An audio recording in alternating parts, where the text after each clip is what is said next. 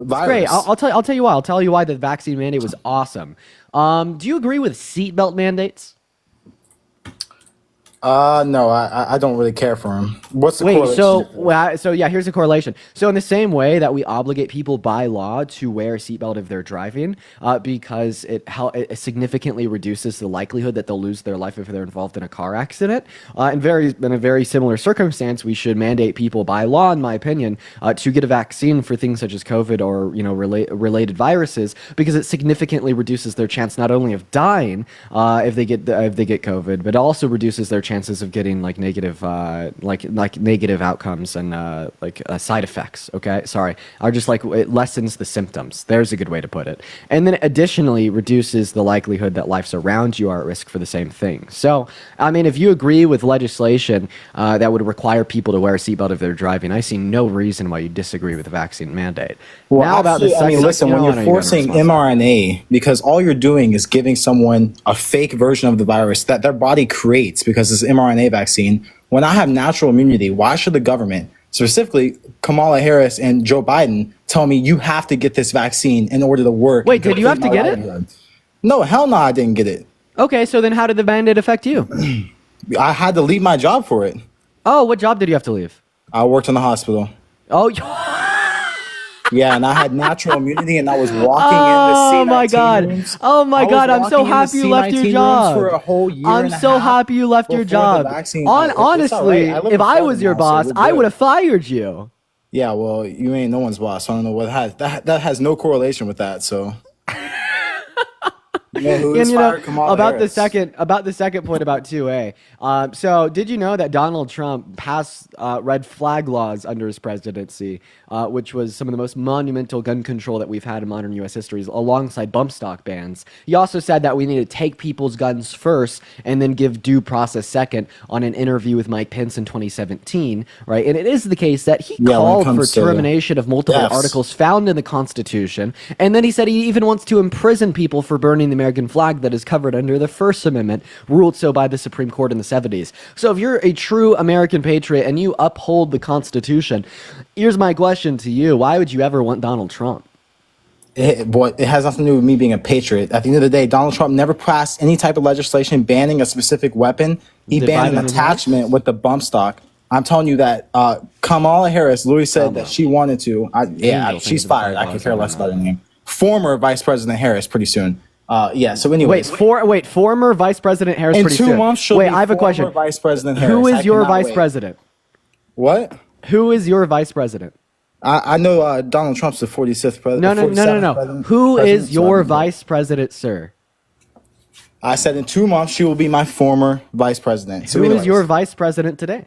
sadly, Kamala Harris, but the American people fired her, There you go, buddy. just There like you were go, buddy. talking about. But either ways, what she wants is to ban assault weapons and tell people that she has the opportunity, or she's allowed as a government official, to go into their house and make sure that they're handling these weapons, right or wrong. That's absolutely ridiculous and government overreach. Just like Tim Walz was sending the state guard around to shoot paintballs at citizens for going outside over a 99% survival rate virus. Okay. 99% So here's my survival rate. question about 2A. So once again, right, when you say that Kamala Harris wanted to ban ARs, yeah, she sure did campaign on that in 2019. Was she campaigning on that this election cycle? Yeah, absolutely. If you want to go on her Natasha, thank you for Twitter- the $10 on PayPal. you I wanna go on appreciate her you so much Twitter for the right love. now. One moment. My I do bad. really appreciate you for the love. I appreciate you so much, Natasha, as well as Triple Blue Heart. I appreciate you so much for the galaxy. And, I mean, even like when we talk about the Constitution. Wait, I have a question. Would you be okay with a ban on ARs if you knew that it'd save the lives of more innocent children? Absolutely not, because that's not going to save the lives of more innocent children, and it's I'm not even saying the if it best did, route to would you be saving. okay? I I mean, said if it if was it like did. 100% correlation with it, then yeah, I would be for saving lives. But there isn't a direct correlation with banning ARs Oh. to saving children, because Oh, okay. look at other things that are illegal in this country, like fentanyl, Oh, marijuana, well, okay. Well, cocaine. you just. Oh my God, he. So, ladies and gentlemen, when we're on the stream, we can't say the names of drugs because it gets a live, like the push is over. He just like named all the three big ones. So, unfortunately, he got astray. He just went there. Can we get some F1? He just said all of them. Holy shit! Let's get some F1s in the chat. Hey, what's up, Nathan? Did you vote for Trump? Yep. Hey, all right. Why is that, buddy? Multiple reasons. I didn't vote just for him. I voted for people like RFK, Tulsi Gabbard, JD Vance. Why did you vote? What is Tulsi Gabbard going to do for you? I just think that it shows that Trump is more moderate than people give him credit for. No, I asked you what Tulsi Gabbard's going to do for you. You said you voted for Tulsi Gabbard. So what did that vote for Tulsi Gabbard do for you? That's not what I was saying, but you can try to correct me, but that's fine. I'm saying I voted not only for him, but I also support the people that support him, because a Democrat royalty, Kennedy, even is working with him. Tulsi Gabbard ran for the Democrat nomination for president, things like that. So I have a question. Is Tulsi Gabbard still a part of the Democratic Party?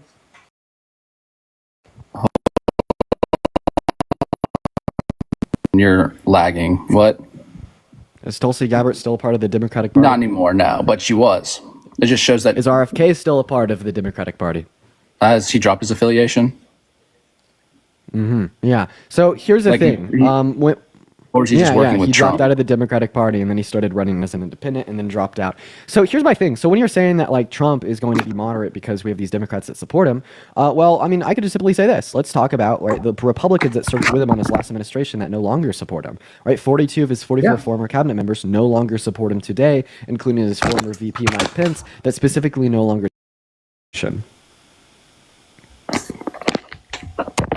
That didn't happen. It did. It did happen. He went on an interview. Him to place Trump above the Constitution. No, I'm saying that the Constitution was not overridden. Yeah, he tried to, though. He left pretty peacefully. Oh, no. So in 2020, right, he sent fake slates of electorates to 7 different states to cast fake votes into the Electoral College, right, that said Trump won states that he lost.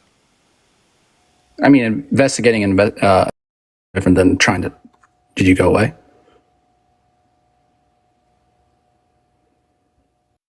Hey, Nathan. Man, could you repeat? Is that my connection or yours? It was mine. People in the chat were saying that I'm lagging, so I just had to restart my app. Could you repeat the last thing that you said? We were talking about the fake electorates, correct? Yeah. Okay. I was just saying that it didn't work. The Constitution upheld. So if Donald Trump tried to grape a little girl but failed, would Donald Trump be a threat to child safety? Well, he didn't, so.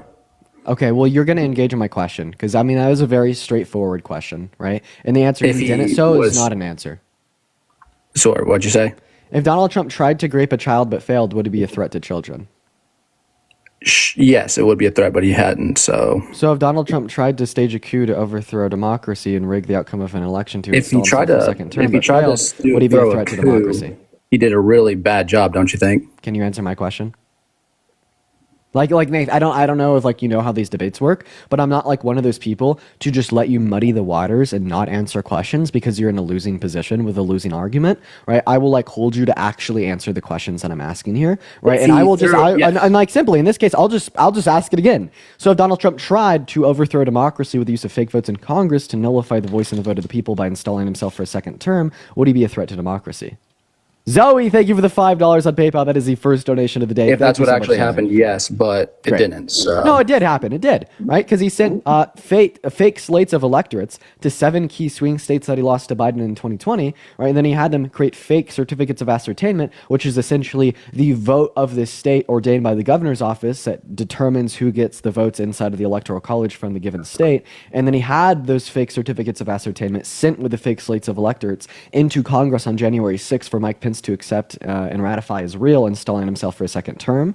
He's admitted to these things in the Supreme Court. He's admitted to these things in January 6 indictments that have existed in the past, right? And the only reason, right, that there was no litigation that followed was because he made the argument that he should be immune from all criminal prosecutions due to presidential immunities, and Jack Smith ended up dropping all the cases because it was a waste of time, right? Didn't he get impeached after January 6th? And then here's the thing. No, the impeachment didn't go through because the Republican senators and congressmen and women didn't think that you could impeach a past president. But the point is, yes, he did try to overthrow and rig the outcome of a federal election, which is an attempt to overthrow democracy.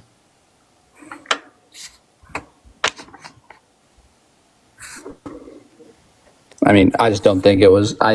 It was the worst coup in the history of coups. If that's what you're saying.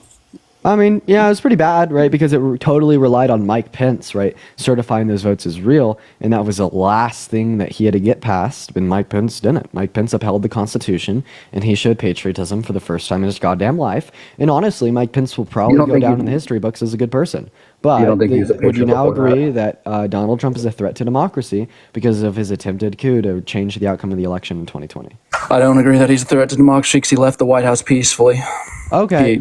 Okay. So if he like tried to grape a little girl but failed to grape a little girl, then peacefully left her house, he wouldn't be a threat to children? There's no correlation. The correlation is if you try to do something and fail, right? You're still going like if you try to grape a child and fail, you're a threat to If it was a children. serious coup, he If you wouldn't have try to left. overthrow the government and fail, then you're a threat to democracy. Can you tell me where the break in my logic is there? Will you I at least, just- well wait, will you at least agree that he tried to rig the outcome of the election and failed? No. Okay. So I need to convince you that he tried to rig the election, right? I think that we just don't need to focus on January 6th. No, because I want you to concede on this. So I'm now going to convince you that Donald Trump tried to rig the outcome of the election in 2020. Would you affirm that Donald Trump sent fake slates of electorates to 7 different key swing states to cast fake certificates of ascertainment into Congress? Will I agree to that? Yeah. I need to do more research into it. Okay. Well, to start your research, what you could do is you could look up his current lawyer, Will Scharf, speaking about it on CNN and Fox News, where he's interviewed by the anchor, and then he just says, right, that this is something that they did to validate the outcomes of the election.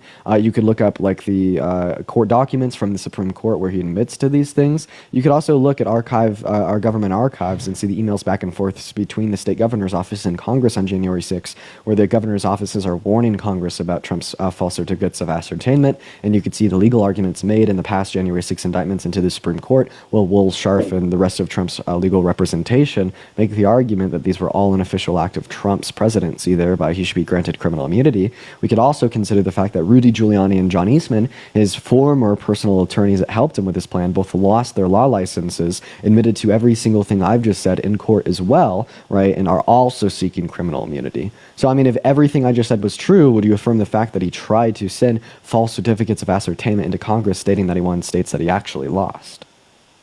I'd have to do more research before answering your question. All right, then you could go do it and just come back when you're ready, man. I mean, we can talk about other stuff too. I mean, no, I just don't really like the idea of like me giving you education, me giving you sources, and then you saying that I mean, you I'm need to not do saying you're research, wrong. you need to I'm draw not the saying you're wrong. conversation I'm here. just going to cross-reference what you're saying. I just think that you need to go cross-reference that now and then come back, and I will happily pull you right back up in the live as soon as you Okay, do I that. have a question for you about democracy, though, as well. The safety of democracy. Okay, I mean, I'll go ahead and let you ask a question before you go do that research. Okay, do you think killing the filibuster is good or bad for democracy? I'm agnostic, but For our country. I don't think that there's any repercussions on democracy when it would come to ending the filibuster, but I'm agnostic if ending the filibuster is a good thing. So you don't think that any of the filibuster would be bad for, but I think it'd be bad for Republicans and Democrats because it's just mob rule at that point, right? What is democracy? Mob Well, rule. I mean, it is whoever controls the majority controls all decisions made. So the pendulum swings a lot further each time if they get rid of the filibuster. Yeah, so then the decision goes to the true majority, right? And a democracy is defined on a true majority. But we're not a democracy, are we? So then what would it be a threat to if we're not a democracy? Be a threat to our republic. Okay, so what's the relevant distinction between a representative democracy and a constitutional republic? The difference is that it's not the people that vote. We elect people to go and represent our vote. Nice. So then when we implement rules for the people that are elected to represent our vote, how would that impede upon the state of our republic? Because killing the filibuster, for example, let's say that the Democrats are in charge and they kill the filibuster, right? We have a bargain with the government that if we lose next time we can change that. But if we kill the filibuster, it'll permanently be rigged for one side. Wait, can we just say it'll permanently be rigged for the side with 60 people? No, 51 people. No, it takes 60 people to kill a filibuster. Right, I'm saying, but once it's killed. I know, but what I'm saying is that couldn't we say even in lieu of the filibuster that it's permanently rigged for the side with at least 60 people?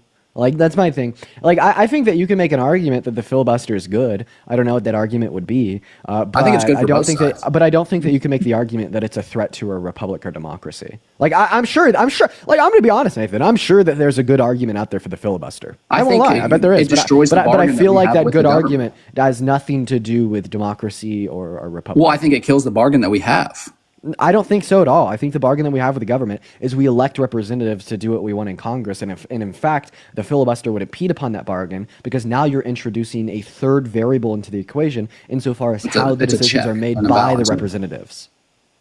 It's a dictatorship of the majority at that point if you get rid of the filibuster. And wait, a dictatorship of the majority of the representatives. That is how a constitutional republic is supposed to function. Like, Well- you're saying, oh, it's a dictatorship of the majority of our representatives. You just described, right, a constitutional republic or a representative democracy. That's what it's supposed to be in its bare function. Because I think if you end the filibuster, let's say Democrats are in charge, which they ran on that. Lots of Democrats have ran on wanting to end the filibuster. Can I say that the Electoral College is a dictatorship of the majority of the electoral votes? No. So then why can you say, right, that if we were to end the filibuster and give the decision to the majority of the representatives in Congress, that is a dictatorship of the majority, but I can't say that in the context of the Electoral College? Say that again. I'm trying to I was trying to listen to everything you're saying. Yeah, I mean, you're saying that like 51 out of 50 in the Senate is a dictatorship of the majority, but Right. but then what if I were to say that like 271 out of all of the electoral votes is just a dictatorship of the majority in the Electoral College? But that's directly correlated to people's votes, not to people that are sitting in Congress or the House. Are the people that are sitting in the Senate or the House directly correlated to who the people vote for? Yes, but not at that moment. There you go. Because when No, it is at that moment. That's who you vote for. I just think that is very disingenuous, especially with Democrats running to end the filibuster, because we all know that they want to make D.C. and Puerto Rico a state, which then would skew the Senate forever. Well, I mean, now you're just making an argument that's born out of something other than like if it's a threat to a republic or democracy. Well, it which is would, fine. But that because has our no republic has correlation. always- One our moment. republic's But that always has no added 2 states correlation. at a time. One moment. But that has no correlation to like the sanctity of our like. It's just an example of democratic what could features. happen. It's just an example of what could happen. But that doesn't challenge if it would follow given a republic or a democracy, and if it would serve as a threat to a republic or a democracy. And then also for you to say that, oh, we're going to change the electoral college forever by adding two new democratic states. Senate. Just Change shows, the like, Senate forever. Just shows Change the Senate forever, it not just the show- electoral college. So what it just shows is like your political ignorance. I mean, like No, did you I know didn't in the say 60s or I didn't say the 70s electoral college. in the Senate forever. It just shows your political ignorance. Did you know No, like, in the it's- no, 60s and because 70s? If you let me looking speak, back in Nathan. If you historically, fucking let me politically- speak. Hello, Nathan. I'm speaking. Okay, got it. Yes, come on, Kamala. In the 60s and 70s, the country as a whole basically voted together, all right? But, I mean, I don't even want to get into that because we're still focused on your main argument. If it would serve, right, as a tool to erode functions of our democracy or a republic. And once again, that argument doesn't follow. I think it does, but I've already given you an example that you can't bypass or beat, right? In the same way we have a dictatorship of the majority in the Electoral College, right? Without the filibuster, we'd have a dictatorship of the majority in the Senate or the House, right? What's the distinction between the dictatorship of the majority in the Electoral College and a dictatorship of the majority in the Senate? because with having the filibuster, it puts a, I guess, check on the people that are in the Senate or in the House, just that they can't go super radical either direction. They can't go super radical right. They can't go super radical left because you have to meet in the middle with getting things done. Okay, well, I mean, can I say if we no longer required 270 electoral votes for a candidate to win the presidency, but rather 300, that would just be an additional check or balance to make sure that we don't have a candidate either for the Democrat or Republican Party that's super radical, and it'd add the additional check of making sure that at least some Democrats would have to vote for a Republican candidate or some Republicans would have to vote for a Democrat candidate?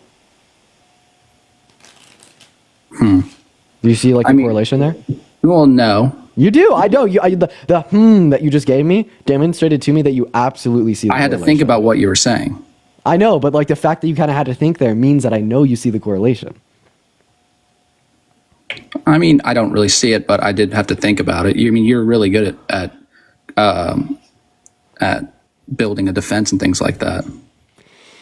Yeah. All right. Well, Nathan, is there anything else you want to go over? Once again, I'd love to talk to you. Yeah, about one the last January thing. 6th So stuff. when Well, it I mean, came to, I told you I wanted to talk to you about the January 6th stuff, and I want you to go do your research. but yeah, So one we can last talk thing. When about it that. came, you asked me one last thing.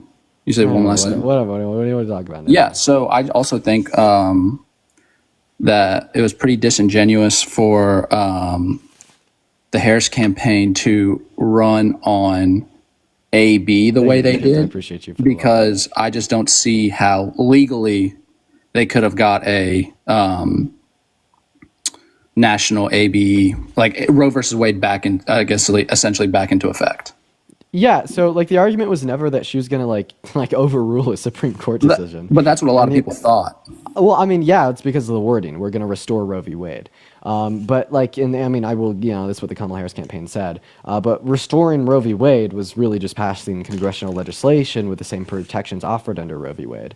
Right, Like but- politicians on that like federal level, they're trying to communicate like the best message that they can to as many people as possible that will be understood, right? With like the average understanding of politics. Like the average like American citizen doesn't understand that you can't overturn a Supreme Court decision. And if she were to codify that through legislation in the House and the Senate, it would have offered the same end result. And I just say that that's synonymous to Donald Trump saying that he's going to end inflation, right? Like obviously the average American isn't going to understand that we have like a low level year by year, like a low amount of year by year inflation that is just going to exist in any functioning economy, even a perfect one. All right. So when he says end inflation, he doesn't actually mean end inflation, but he means to end the inflation, right, that the Republican Party has said has been onset by the Biden-Harris administration. So it's just like wording that's going to be like the most understandable to the most amount of American citizens. So she may say restore Roe v. Wade and mean congressional legislation that offers the same protections. The same way, once again, Donald Trump may say end inflation, but it would have mean never to reduce happened. the impact of the inflation that's been It would have never in happened the last 4 years.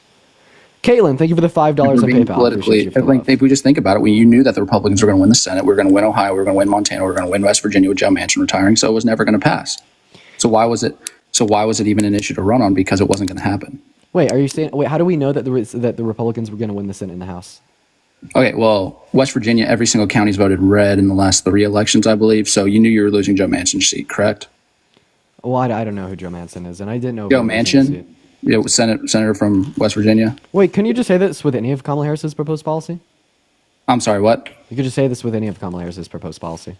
I mean, no, there's a lot better stuff that you actually could see getting through Congress over that. I mean, I could see federal protections getting through Congress. It's like 60 to 70% of American citizens support federal protections for access to abortion, right? If that's going to be reflective in those congressional seats, 60 to 70% of congressional seats might support it as well. So, I mean, maybe we would have seen it. But I think making an argument that is disingenuous to platform that in her policy because you think that there's a high likelihood of it getting shot down in Congress is just a bad argument. Like, I could say the same thing for any of Trump's policy given a Harris win and Democratic sweep in the House and the Senate as well. Well, Like, she I wouldn't ultimately sweep think the it's a bad Senate. argument.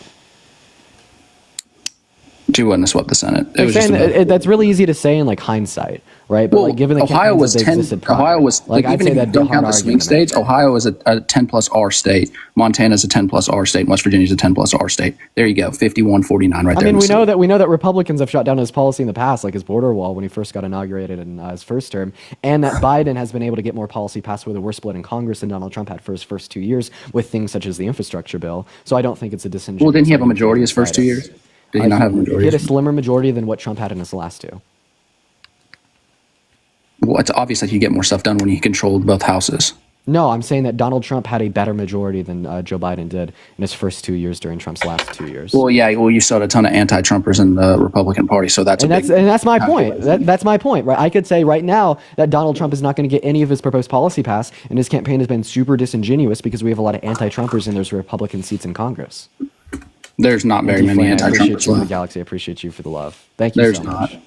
Oh, so now it's just going to fall down to an argument of you saying that there's not many anti-Trumpers left, and me saying, well, maybe some of the Republicans would support national, federal protections for access to abortion. So, do you think the Dobbs decision was incorrect on giving the rights back to the states? I'm not a constitutionalist. I'm not a constitutional lawyer. I can't I'd say I don't have sufficient access to reason to interpret the Constitution. So What about just the 10th Amendment by itself? Don't you think that's a good the argument right there is made with the Dobbs decision? I literally don't know enough about the Constitution to interpret it to say, well, if this was covered or not. What I can say, I think the $5 on PayPal, right, is that there should be federal protections for access to abortion, the same way there should be federal protections for a woman's right to vote. But once again, I'm going to ask you to please now go do your research. Women's okay. I mean, they're a little different because I want to have a conversation with you about this one time. One is and then you told me that you go do your research. And one isn't. So. Oh yeah, but I don't think that there's absolutely anything wrong with abortion. At any stage. No, before about 20 through 24 weeks for elective lethal abortions, and not at any stage for things such as grave. So when do you put value on human life? As soon as it has the ability to deploy sentence. So sorry, there's like a whale. Oh, there's a whale that made a bunch of noise. As soon as it has the ability to deploy sentience, when do you put value on life? Well, my view is a lot different than other people's views. So that's that. I mean, my view is not going to be what a government would take over because that's just not it. Mine's more a religious view. So I don't expect the government to follow my views. Are you pro-life because of your Christianity? I'm pro-life because, yes, I don't believe that you should murder, yes. Okay, great. Would you agree with me that we could define pro-life as like restricting upon a woman's ability or access to a woman's ability or will to access abortion?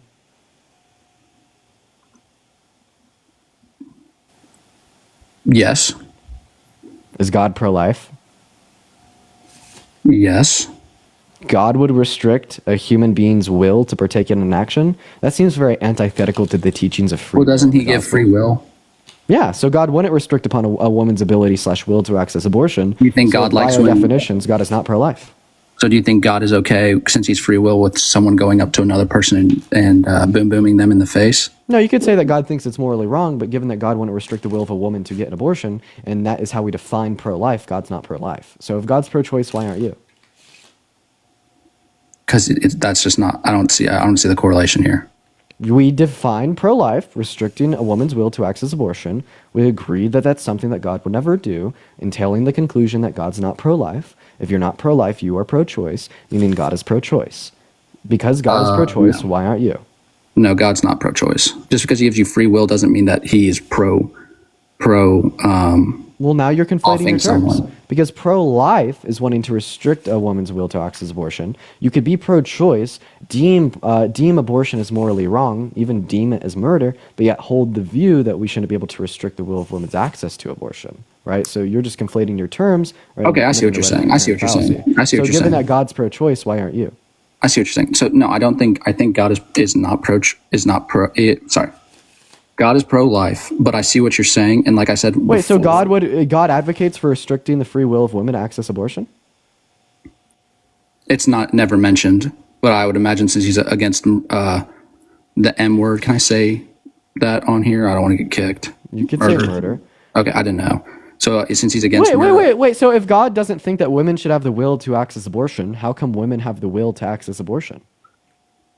Because we live in a fallen world, and that's just the way. But no, God could change that. God could snap his fingers, and women wouldn't have the will to access abortion. He could. So why doesn't he?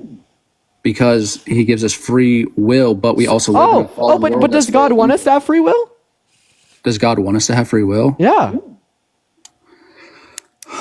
I mean, obviously, dummy, because if he didn't, we wouldn't have it. Correct, but it's not. So God does want us to have free will, right? So in other words, God wants women to have the free will to access abortion. So God's pro-war, is what you're saying. I'm saying God is pro-free will. He gives us the free will to make war.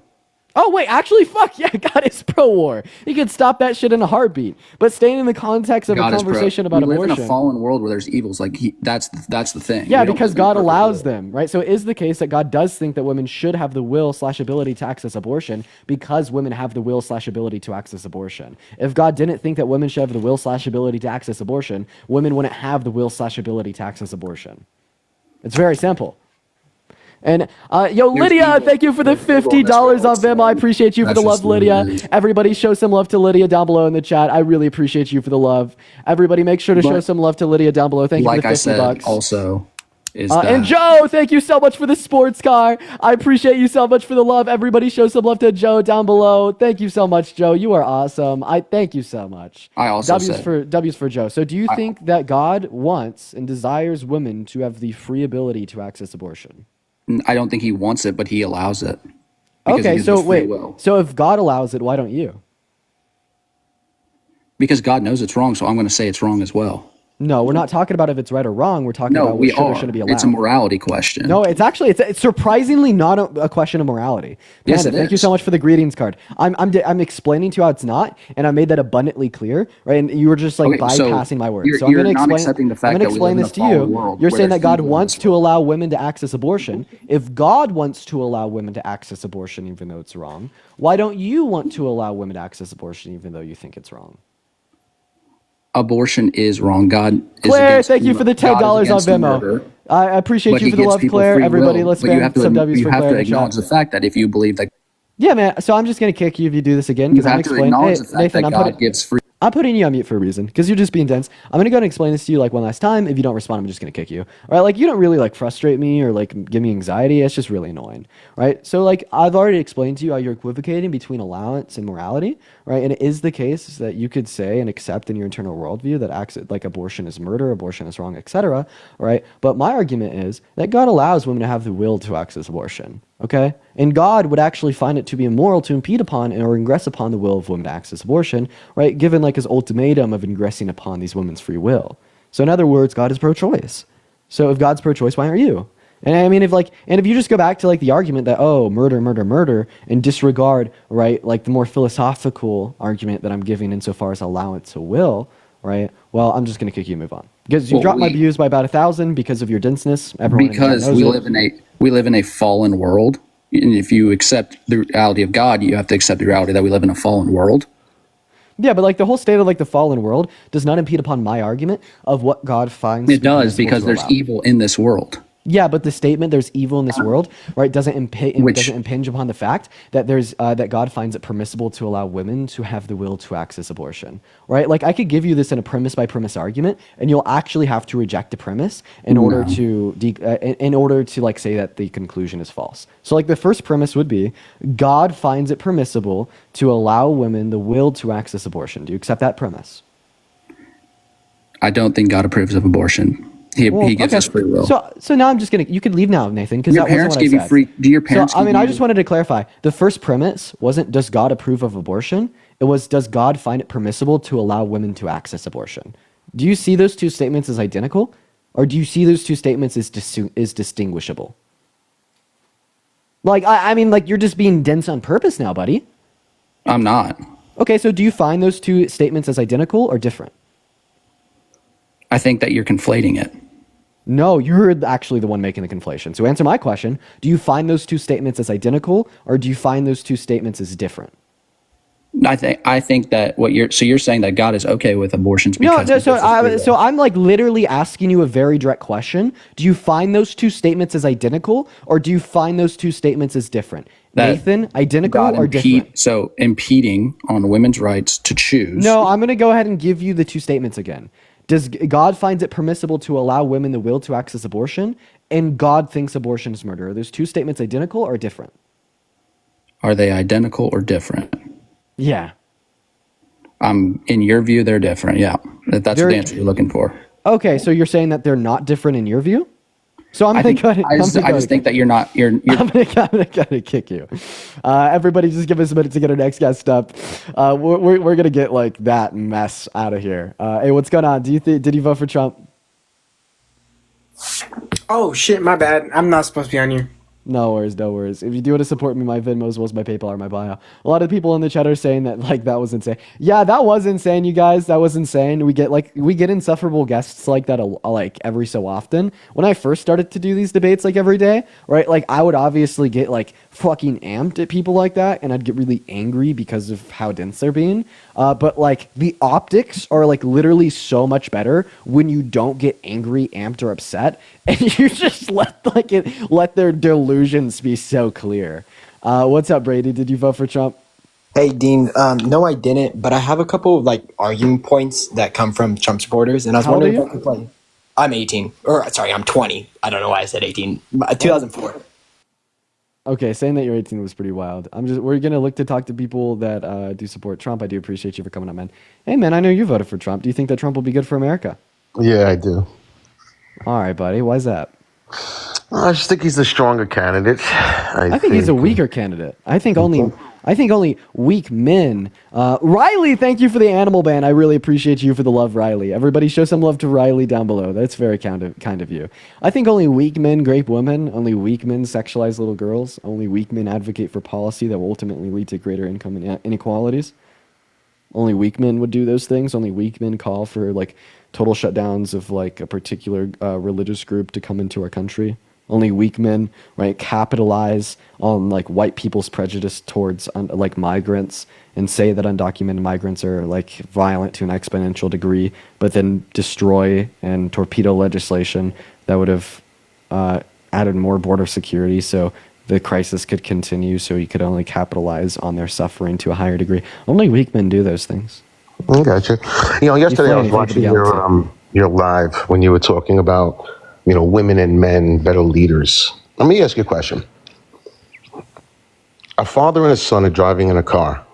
They get into a car accident. Father dies. They rush the son to the hospital. They bring him into the operating room. The surgeon walks in and says, I cannot operate on this kid. He's my real son. Who's the surgeon? What the fuck are you saying? I just asked you a question. I cannot operate on. He's my real son. Who's the surgeon? Mm-hmm. The chat thinks that the implication is that the thing is his mother. There goes to show the misogyny right there. Okay, that you have to admit to. It's his mother, a woman, and right off the bat, you did not recognize the surgeon as being a woman. I was kind of confused on the question that you were asking. Well, you knew the question. You said the fact. I didn't want it coming up in the live, but the thing is, you didn't just go right to the facet to say the mother, the woman. I think that was kind of a flop because the whole Let's be honest with each other. Did you really think it was the mother? Did you really think? Like you said to the other guy I didn't know what the fuck you were saying. I sat here trying to rehash the question in my head to figure out what the hell you were saying. I said a father and a son were driving in a car. They got into a car accident. The father died. They rushed the son to the hospital. Jellyfish. I appreciate They brought him into the operating room. Surgeon walked in and said, I cannot operate on this kid. He's my real son. Who is the surgeon? Right off the bat, there's going to be two implications there. Let me finish for 2 seconds. It's either his mother or like because you like would preface the statement by saying real son, right? It's making the implication, right, or an inference, right, that it could have been considered a fake son to the man that died, implicating that it would have been like the quote unquote real father. But I mean, your gotcha moment failed because, like, ultimately speaking, the whole chat was spamming mom. Say it again. The whole chat was, except for you. Oh, because I was confused. I don't know how many times you need to preface this. You would have had a gotcha if I said, like, oh, it was the real father. I was confused and trying to. But I didn't say. I told you the father died. But yeah, then you made the implication of quote unquote real son. So maybe like the mother. But that has nothing to do with the facet. I was just confused, man. I was just sitting here confused. Dean. Come on, I understand you were confused, but the point being is you didn't automatically go to the facet that the surgeon could have been a woman. Well, I think that surgeons that are women are actually better at surgery, but I was just like, well, I mean, is the gotcha here that Dean couldn't follow Mega Millions hypothetical? It wasn't Dean, Riley, thank you for the love drop. I appreciate you for the love. You know, actually, the first thing that came to my head when you started talking about surgeons was, I hope that it's a woman, because a study from the American Medical Association, the Journal of the American Medical Association. So then why didn't you come right out and say it? Because I didn't understand your question. You understood the question the same way you said to the guy. If I understood your question, then I would have answered it. But the same way you said to the person. One second. No. If I understood your question, I would have answered it. Like, I didn't give you an answer, and I said that I was confused, and I asked you to repeat it. Dean, listen, the same way you said to the other guy. Like, your gotcha moment failed because I didn't understand what the fuck you were saying. There's nothing wrong with it, Dean. I swear to God. There's nothing wrong with misogyny? There's nothing wrong because you're making the implication that this is supposed to be a riddle that proves misogyny would exist in people. No, it just proves to the facet that, okay, for some reason, and you're not the only one, Dean, there's some reason that when you tell that to people, instantly they don't picture the mother, the female, as being the surgeon. Okay? I didn't picture anything in my head because, once again, I didn't understand your question. I'm only going to say that one last time. Your answer was the surgeon? What do you mean the surgeon? So it wasn't like you was just saying, you understood the question exactly. So then why did I ask you for clarification? You didn't ask me for clarification. I was You like, did- the surgeon? What do you mean? Like, I was confused on what you're asking. Like, Well, I you like, had do the you people in the do you understand comments that? putting in the mother, the mother, the mother. So, you got to be able to come right off the point and say what it is. But again, I know that the first thing that did not pop into your head.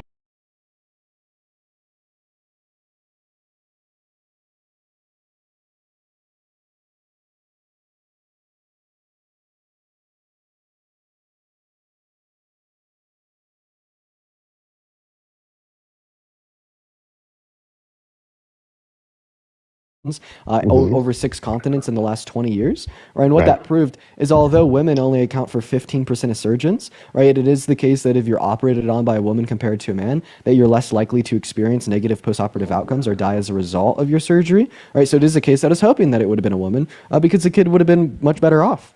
Right. But see, then there it goes again, that you did understand the question. It goes again. The answer wouldn't have been woman. The answer would have been mother. There was no other option for woman. The only answer would have been, I cannot operate on this child because he's my real son. The only answer would have been mom. Yeah, I didn't understand the not question, man. woman. I didn't So understand when the you're saying hypothetical. that you were I just thinking wasn't tracking. woman, that wasn't part of the question. I know, Part of the because it's question probably was the because I was only answer was confused on your mom. question. You have proven that Dean was confused on your hypothetical, but you have not proven that Dean is misogynist. All right, let's ask you a guess. How many Jacqueline, thank you for people- the $10 on Vim. I appreciate Let's you ask for you the love, this. How many Jacqueline. people Everybody think show some Dean love was to just Jacqueline down confused, or below. how many people think Dean just didn't know? How do we do that, Dean? Let's put I DK think that if he I think didn't that know in your guess in your chat. well, I think that like both of those answer selections are true. I didn't know because I was confused. No, I said. Paige, do thank you for the think $5 Dean on Venmo. I understood appreciate the you for question the and love. did not know, or do you think Dean just didn't get the right answer? Put a DK if you think he just did not know. It looks like they're all just Well, they saying probably that didn't hear it I'm already. It probably was confused, already they're gone. confused, and they're telling me to kick Probably is you. all new people since Lori, I then. appreciate you for the All right, $5 but let's on get off PayPal. that topic. Let me ask you a question. Why do you think Harris lost? I think that Harris lost for a multiplicity of reasons, but I'm here to talk to you about why you think that Trump will be good for America. Read the background, man. Well, I think he was good for America for the first 4 years. I disagree. I think he was bad for America during the first 4 years. Okay. He called for religious persecution. He didn't enact any like good border policy apart from Title 42 because of COVID. His tax policy was extraordinarily expensive in comparison to its yield that it generated. It did not achieve the goal of trickle-down economics at being a higher level of business investment on the macro scale. And then he attempted to stage a coup to overthrow the results of the 2020 election because he was baby raging that he lost. Charles, Okay. thank you for the $2 donation. Do you think the 10 or 12 million votes that didn't come out for Harris? What do you think happened to those? So once again, I'll only say it one last time, man. We are talking about why you think that Trump will be good for America. You gave me a reason. Well, why I to think the things it. that he's doing right now, you see that Putin is already talking about ending this crisis in Ukraine. Oh, that's not true. That's not true. Actually, Putin said that the phone. Well, it just call came that Trump across today. No, the Putin said that the phone call that Trump had reported he had with Putin never fucking happened, and then Ukraine said that they were also not aware of any fucking phone call. So we actually have more reason to believe that Trump was lying. Well, we just came across CNN not about a half hour ago that Putin is open to talks. Just came across. You can probably look Riley, it up. thank you for the blooming. Oh, you know what else came across? Right, the fact that people that work in the Kremlin expect certain results out of Trump for helping him win. Oh, shit. Did you see that? I know you did. I No, I know didn't. you saw that. I No, I didn't see that. I just heard it know for the you first saw time. that. From you, of all people, you. Oh, yeah. Yeah, the same way they help him win in 2016 and 2020. Yeah. You think they did? No, we know they did. The Mueller report, the DOD, and the CIA all say so. And the DOJ would say so for 2024. Right, but there was no collusion. Well, I mean, collusion is different from interference. They helped him win through Russian interference in the 2016, 2020, now 2024 election. But colluding with Trump, But we that was weren't never talking proven. about that. Though we were talking about how Trump is going to be good for the country. Well, I mean, I you're think giving his me tax reasons, cuts. and I I'm think the disputing tariffs. them. People have a misconception on tariffs too. How it's going to raise so much of the prices, and Yeah, what it's Trump is inflation. actually saying about the tariffs. What he's talking about mainly is, putting tariffs on, trades that are really unfair in trade goods. Like you take China for an example. Do you think China works with child slavery? I mean, labor wise and Yeah, like abnormal, immoral, like labor laws. Yeah. Yeah. So let's just put it into a little bit of a perspective. Let's say they, a T-shirt. They're getting a T-shirt for $1, and then they're selling it over to the United States for $10, making 900% on it. Okay, and they're selling millions and millions and millions. Now Trump goes and puts a 30% tariff on it. So now that shirt's costing them $3, which is going to our government. Do you really think China's going to turn and say, you know what, we're not going to make our 700% on it? They're still going to do it. And yet that 30% is now going to go to offset some of the taxes that Trump is going to be lowering. Yeah, so actually, tariffs cause inflation to the end consumer because once the product's in the market, the consumer pays that tariff. Additional government revenue generated by tariffs is ultimately inconsequential, and the revenue generated by tariffs over the course of 10 years would not pay for the entirety of his TCGA. And you're saying that the motivation for tariffs is to reduce the amount of product that we're relying on made in China because of their abnormal immoral labor laws. Well, there's other ways to do that. Also, Parker is not in here, guys. If he was, he'd text me. And there's other ways to achieve, right, like a higher level of domestic production of goods with a higher level of reliance on them. They don't create the same inefficiencies that tariffs do, such as inflation or destruction of U.S. exports, and that would just be like raw investment into manufacturers. I mean, but you know what? We're going to wait. We're going to see how everything, comes to pass. Everything is going to be told in time. I hear people turning around and saying, Yeah, man, it's just great. Best counter argument ever. We're just going to kick you for that dumb shit. He makes an argument. I prove it wrong. And he's like, well, we'll see. All right. Hey, for the 6,000 people in here, we're going to go ahead and hit a restart on the stream. Everybody click on my profile, count to 10 and refresh. I'm going to be right back on. We just have like a higher following percentage on this live. So I'm going to see you all in like 5 seconds. I will see you all in 5 seconds, guys. Come right back, come right back, come right back. Seriously, right? If you hear my voice, just click on my account, count to 10 and refresh, and I'll be right here, okay? So see you all very, very, very shortly. Looking for debates with Trump supporters. Hey, did you vote for Trump? Hey, can I make your podcast art for free? You should feel free to make art. I'd love for you to join my Discord. I appreciate you for coming up. It's so incredibly kind of you. Rosie. Oh, hi, Rosie. Hi, Rosie. Did you vote for Trump? Hello. Okay, Rosie's not. Hello. Hi, Rosie. Hi, Rosie. Did you vote for Trump? Yes. I'm sorry. Oh, okay. So why do you think Trump will be good for America? Why did you vote for Trump?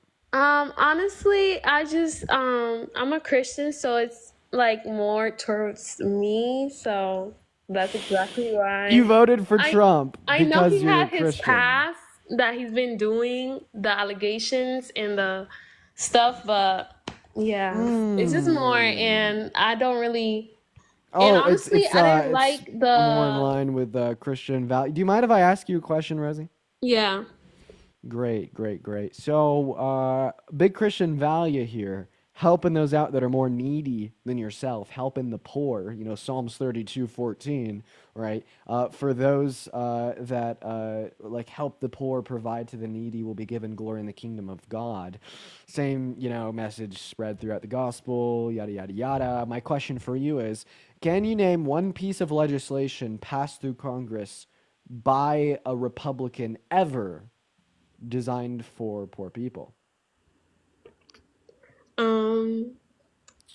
Honestly, I can't. No. So what Christian values led you to the determination that a Trump presidency would be better than a Harris presidency? It's just honestly because I just saw like the people that campaigned for her. It's just like I just heard a lot about abortion basically. I didn't really hear anything else but that, and it's not really for me. So Yeah. No, actually, even on the topic of abortion, Kamala Harris would play closer to the Christian worldview than Donald Trump. I have a question. Would God ever restrict / stop a woman from getting an abortion? no. No. So why should Kamala Harris?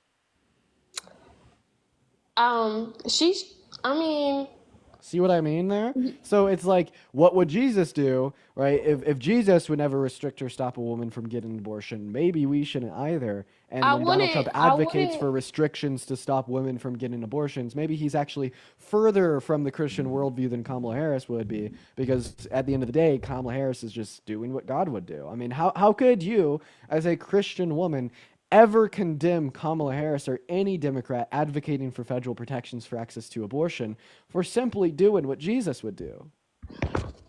I mean, Phoebe, Jesus thank you for the won't turkey want you face. to like lead them into temptation either, because that's just temptation too. Okay, well, Kamala Harris isn't telling people to get abortions. I She's just mean, saying that they have the access she's and the ability advocating to. it, and it's like more people are like just wanting to No. do. No, that's actually not true. She's advocating for access to abortion. She's not literally advocating for abortion. In fact, she's Baptist. We could probably assume that she thinks that abortion's morally wrong, but because she just wants to be like Jesus, she thinks that women should have the ability to make that choice just like God.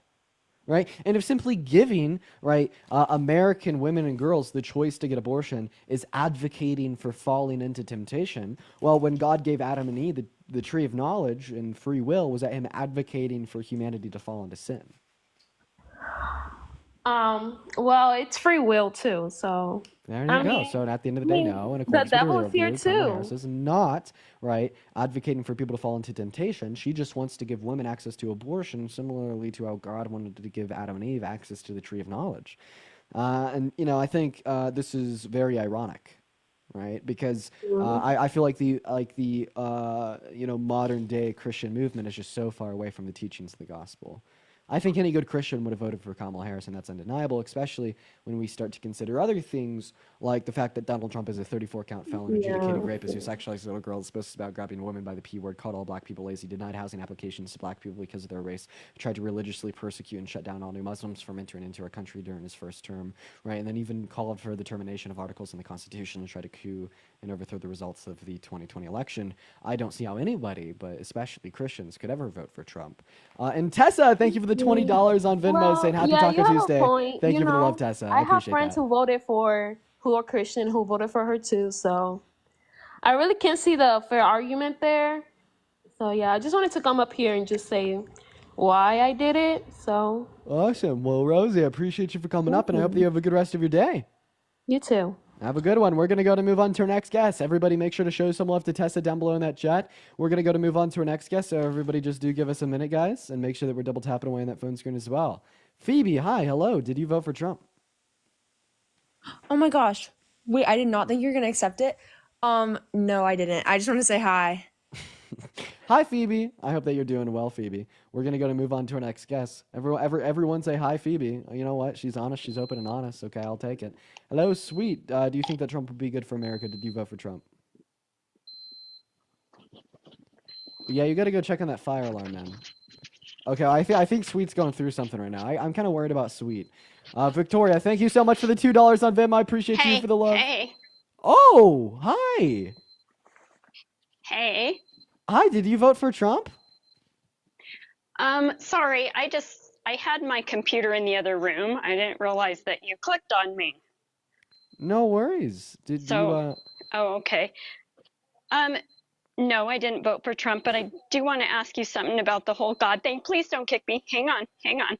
When you're talking about abortion and you're saying about free will, that would therefore mean that God gives people free will to murder anybody.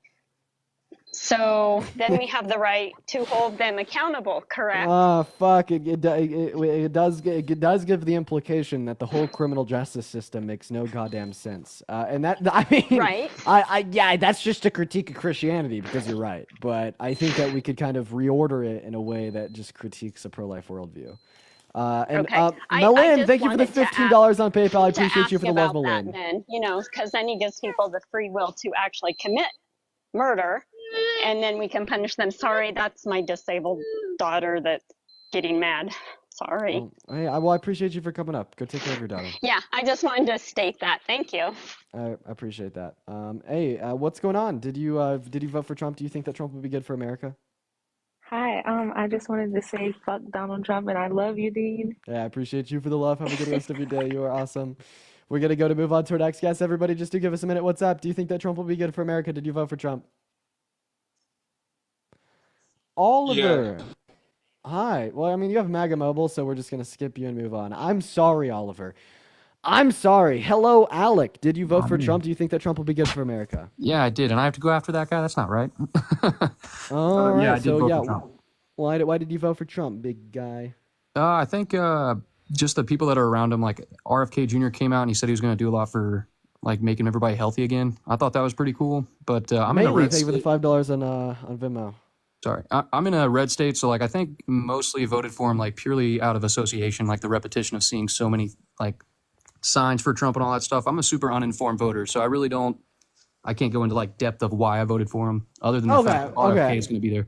Yeah, so here's my take. I feel like the best place for you to be right now is just kind of watching the lives, engaging with political content for like the next like 2 years, not really like engaging in the conversations if you just like self-admitted that you're like an uninformed voter. One thing I could say about RFK specifically on this topic is just like the simple fact that like I think that children would have been significantly healthier, right, if we would have elected Kamala Harris to be the president-elect and then had her impose the increases in the child tax credit to reduce childhood poverty, given like first-time home buyers a $25,000 subsidy to buy their first home, to put more children in more homes, and then also making considerations to do the fact that when you give the average American more purchasing power through her tax cuts that were designed for them, right, you ultimately give them the ability to buy better foods. But I appreciate. Do you think that'd be like a repeat of like the bubble that happened in 2008 if they give people extra money to pay and it eventually just goes back to the same source that it came from, and like there'd be like a massive bubble that would be created because people who truly can't afford a house would be given the money to buy it, and it'd create like a little bit of a bubble?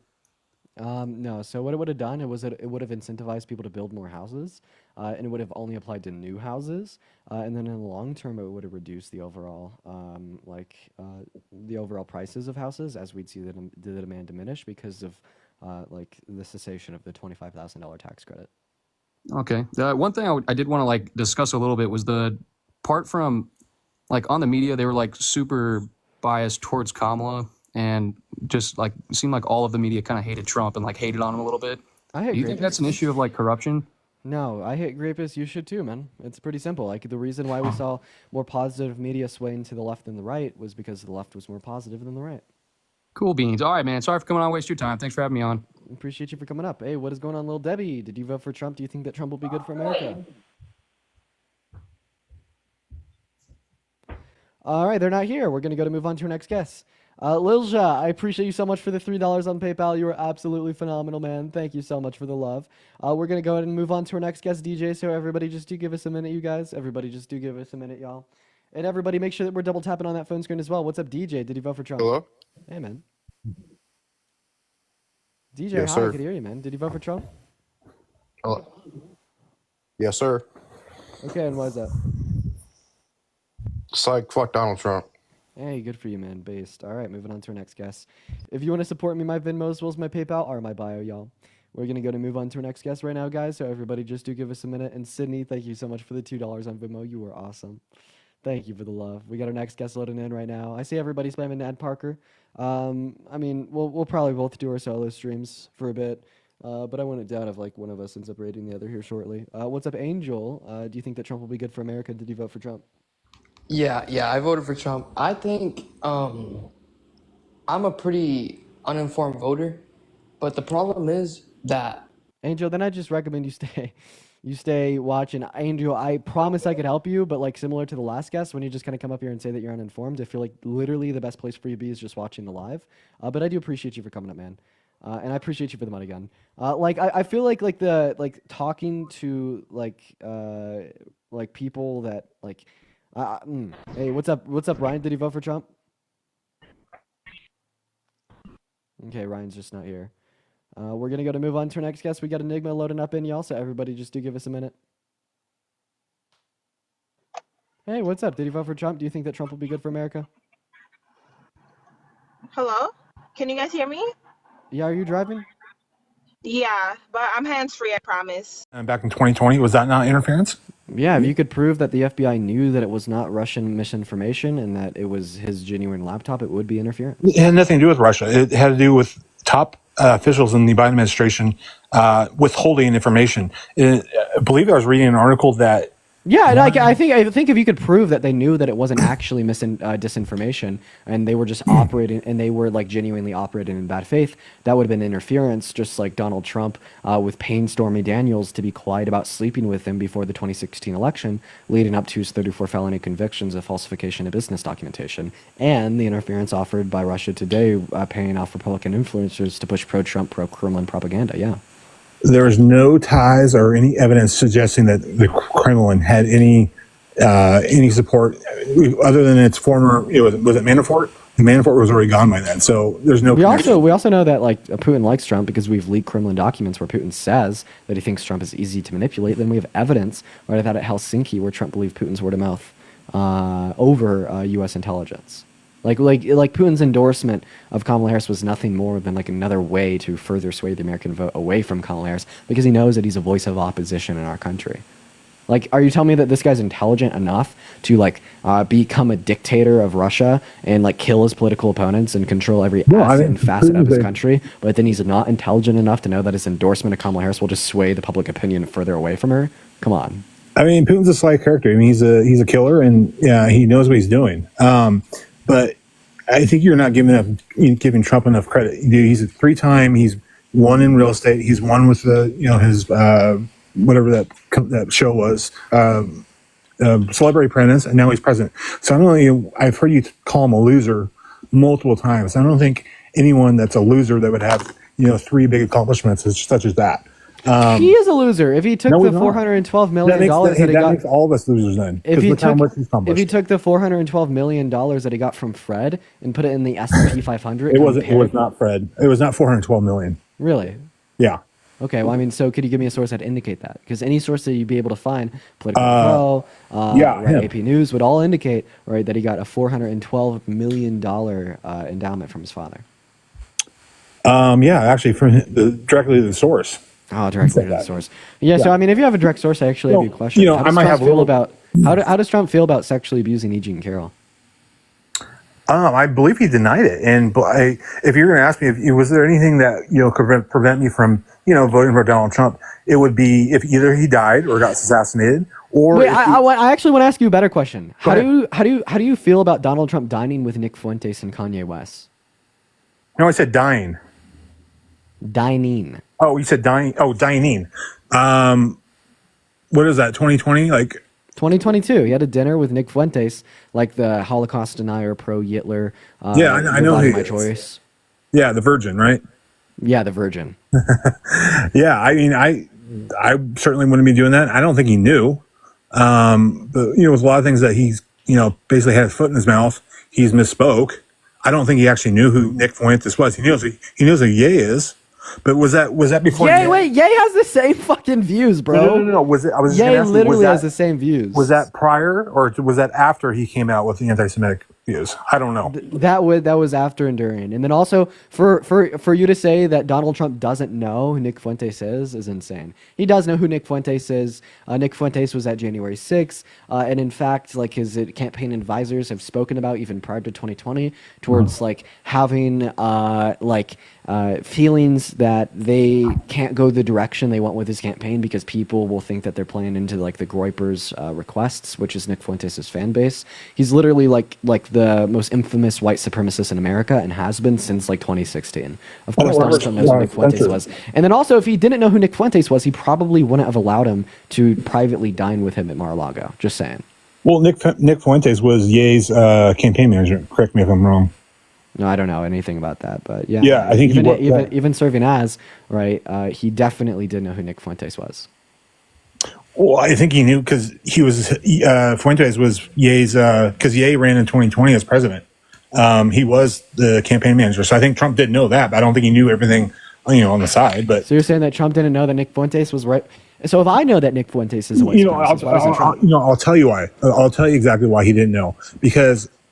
I'll give you a secret. So I worked on his events team, setting up the events, and before every event, we not only our advance team, we have to submit our what's called vitals to Secret Service. Anyone that comes into because he was president, he was after he left office, anyone that has to see firsthand interaction with President Trump, they have to submit to the Secret Service. So that would have came up without a doubt because they would flag that. So that doesn't make any sense. Well, I mean, you just proved that Trump knew that he was. They would have probably flagged. No, because they would not let him near Trump. They would not let him near Trump But they did we know that the Secret Service let him near Trump because he privately dined with Trump. So it must have not came up then because they run a background. I mean, I guess like being a Trump loyalist Hitler supporter, right, isn't enough to like kick you out of a private dinner with Donald Trump. Well, see, we've had volunteers that done the motorcade or food running at the Trump rallies, and I've had actually Secret Service come to me and say, "Hey, this guy's had a bankruptcy or a nonviolent crime, and he couldn't do it. I had to find another, and that's nonviolent." So it would surprise me if they would let him in, in such close vicinity with Trump, even though given his background. So I don't know. Are you saying that they just didn't find any of these things when they ran a background check? It must be because that would have came up on the background. Bro, if you type Nick Fuentes into Google, this is the first. Oh yeah, I know that now. Anybody that wants to do any type of not even a background check, just a check on Nick Fuentes will know who he is. Yeah, no, anyone knows who Nick Fuentes is now. And then also, employees are significantly different than like personal private guests. Well, so you saying How do you feel about the fact that Trump literally tried to change the outcome of the election? Like, that's an issue, right? Like, if Trump was successful with his plan, he would have like successfully silenced the voice and the vote of American citizens and just installed himself. I think that's a little bit of a stretch. No. So what would have happened if Mike Pence accepted the 7 fake certificates of ascertainment from the 7 key swing states? Who would have won? Trump would have won. Who did the people vote in? Biden. He literally would have silenced the voice and the vote of American citizens. And that's not a stretch. That's just a description of reality. Well, so you're saying in the insurrection. So if you knew what the actual definition of insurrection, it's a violent uprising against the authority of government. Was there any guns with the people that stormed the Capitol? Weapons. There's no guns. You could classify weapons something other than a gun. Then also, when we're talking about an insurrection or coup, violence isn't always like required. No. We could reference the coup in Sudan, and then you could also have a soft coup that implicitly or explicitly states that it's nonviolent. So now you're saying that you recognize that it was an attempted an attempted overtake and overthrow of the government, but you're just going to argue that it wasn't violent. Really? So in order to be an overtake of the government, there has to be some kind of weapon. I mean, what is it? How many people was it? 500? No, I actually completely disagree with that. I don't think that you need a weapon to overtake the government. You need power and control to overtake the government, and we typically see power and control exerted with the use of weapons. But when you're Trump, right, and you have the ability to send fake certificates of ascertainment into Congress, and then the ability to manipulate the person that certifies the results of the election, such as Mike Pence, into accepting the fake votes, you don't need weapons to exert power and control. You just need your position of existing as the president and then your control over Mike Pence, who certified the election. But just to say that there literally was weapons, there just wasn't guns. Well, you need some force. Like, what is it? Was it 500 or 1,000 people that stormed the Capitol? Like, what? Like, I just don't see how it's going to be. Once again, like the soft coup, right, was his attempt to change the outcome of the election by just telling Mike Pence to certify these fake votes. Like, will you at least admit that he tried to rig it? No, he didn't try to rig it. He was trying to force. Wait, if Mike Pence accepted his fake votes and the outcome of the election changed because of the fake votes, that was not Donald Trump rigging the election. Well, because we know that there was fraud. I mean, okay, good example right now. So how many votes does Kamala Harris have? Kamala? Okay, I'll just say VP Harris. So VP Harris has, I think when I last checked, has 71 million votes, and Trump's going to win by 3 or 4 million, give or take a few. So why is that's interesting? If we think there's fraud, that we couldn't go to the courts because we didn't have a standing. That's why I got stopped in the courts. But how is it that she only got 71 million and Biden got 81?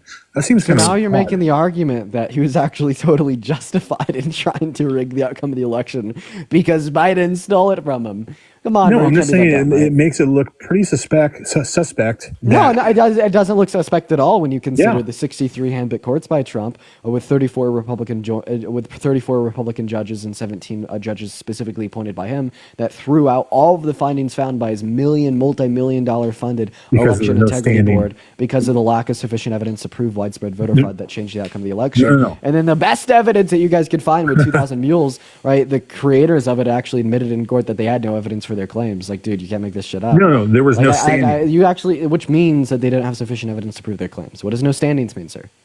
No, that means no standing. They couldn't bring they couldn't bring the claim forward because Why not? Why not? Yeah, why couldn't they bring their claim forward to be processed by a court? It's because they didn't have. It was within a specific time period, I believe. Oh, so no, that wouldn't have been no standing. That would have been outside of what do you call it, guys? I talk about this all the time with the Eugene Carroll case. What do you call it when you have a specific time period to bring claims forward? Someone in the chat will tell me. Someone in the chat will tell me. Just give it 5 seconds. That would have been outside of the statute of limitations, but no, like a month after this happened was not outside of the statute of limitations. But their claim was, as you said, no standing. Right. But I mean, looking back at it, I'm glad they didn't because now look on the position we're at. We got the House, we got the Senate. Even though we should have. So contest my claim that Donald Trump tried to rig 2020. And idly, thank you for the $10 on Venmo saying big ring. I appreciate you. We do know there was fraud, but we don't know if there was enough fraud for it to actually change it because we didn't do a full investigation. So you're talking about fraud in 2020. There was a full investigation done. I'm talking about his attempt to rig the outcome of the election. So if you have one side calling him a fascist and Hitler, wouldn't you think that any way possible you would prevent that guy from taking office? And if whatever Trump thinks it's unfair that he has the whole world going against him, don't you see that? So what is your argument against the idea that Trump tried to change the outcome of the federal election in 2020? He thought it was rigged. There was several irregularities. Now we don't know if that would have changed the results. Obviously. Oh no. No. So by the way, for everyone watching the live, this guy right here knows Trump personally. He was. No, I don't know him personally. Well, then you said that you were at his election party. Yeah, because I worked on his campaign. I don't know him personally. Okay, well, this guy worked on Trump's campaign. He was personally at Donald Trump's election party at Mar-a-Lago. And this guy is saying that Trump did actually try to rig the outcome of 2020 because he thought there was fraud. I want that to be so incredibly clear. This guy worked on Trump's campaign, was at Mar-a-Lago for a private election party of Trump's, and he thinks that Trump tried to rig 2020. I didn't say you tried to rig it. Yeah, you did. It was rigged. You said that he tried to rig it back because it was rigged in the first place. How about that? Oh, I thought he thought it was unfair, and so he tried to do everything he can to. Crystal, thank you for the rhythmic bear. I appreciate you for the love. Thank you so much. Why doesn't Donald Trump like Mike Pence? Mike Pence was a loyal little I won't say any other. He was basically unloyal. I'll keep it. And why was he not loyal? Because he didn't do what he was told. On January 6th? Not even that. He had no spine. There's several other instances, but on January 6th. Even before January 6th. Like what? Well, for example, when he brought up when they had the meetings with Pelosi and Schumer with the border wall discussions. This is back in 2018. It was before the midterms, right before the Congress took they shut down the Congress. But he just when I was reading the articles, he said that Pence was weak. Pence is a neocon. First of all, he's not America First, and so a lot. He's literally unloyal because he's America First.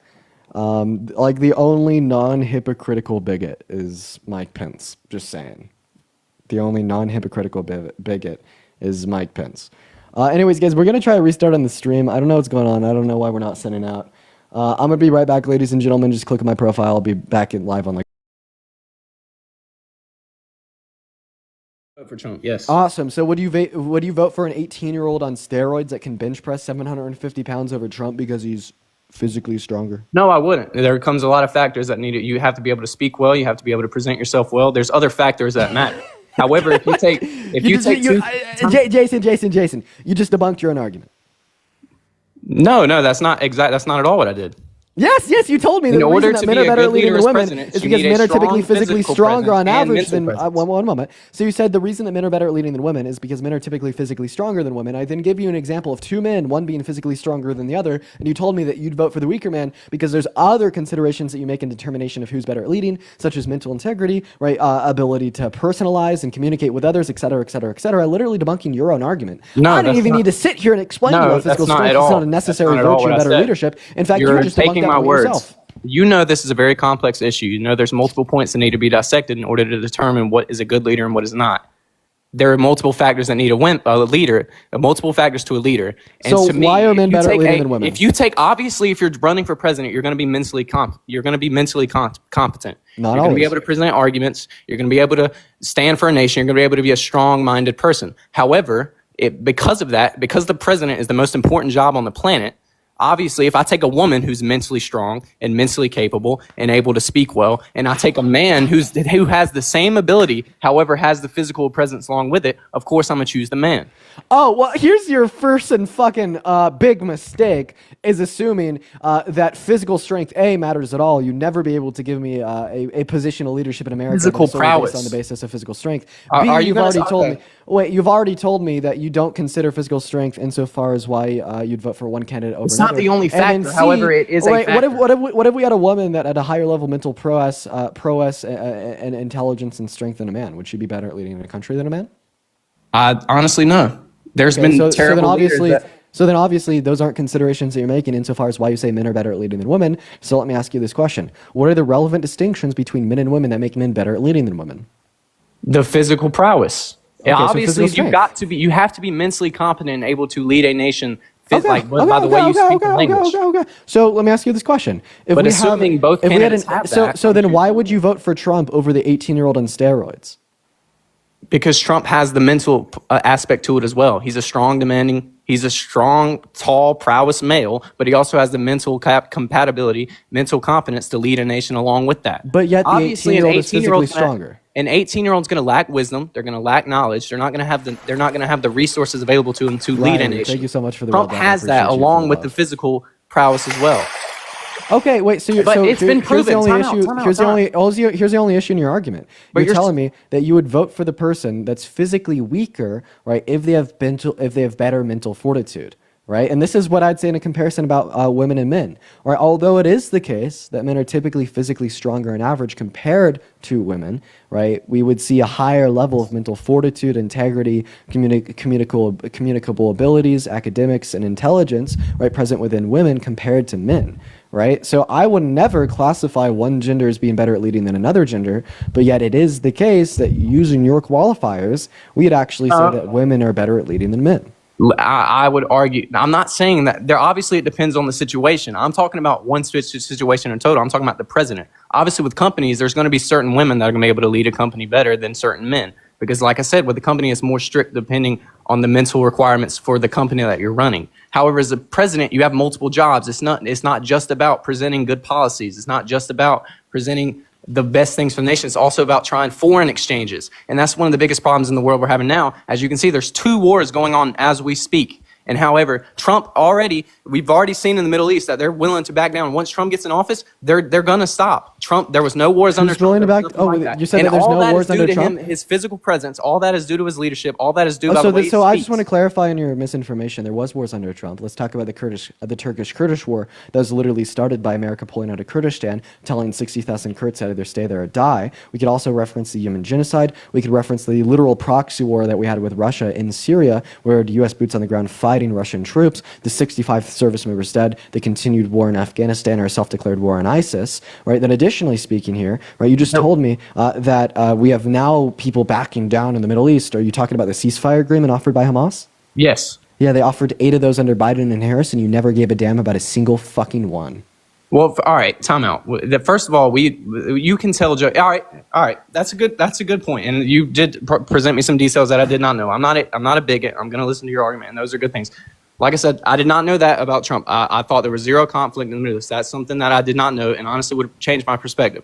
However, like I said, I do believe in Trump's ability because, like I said, we need a change. We need war to stop. And however, and I just don't feel like. I'm never going to get away from the politics. I'm hosting this live to combat misogyny, okay, right? And like we could use examples of like Trump and Harris, but like overwhelmingly this like the purpose of this life exists on a much more conceptual level of why you think that men are better at leading than women.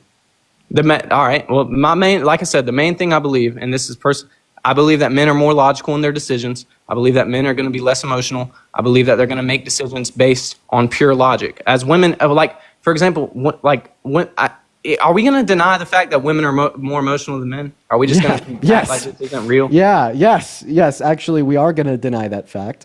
But maybe you could convince me.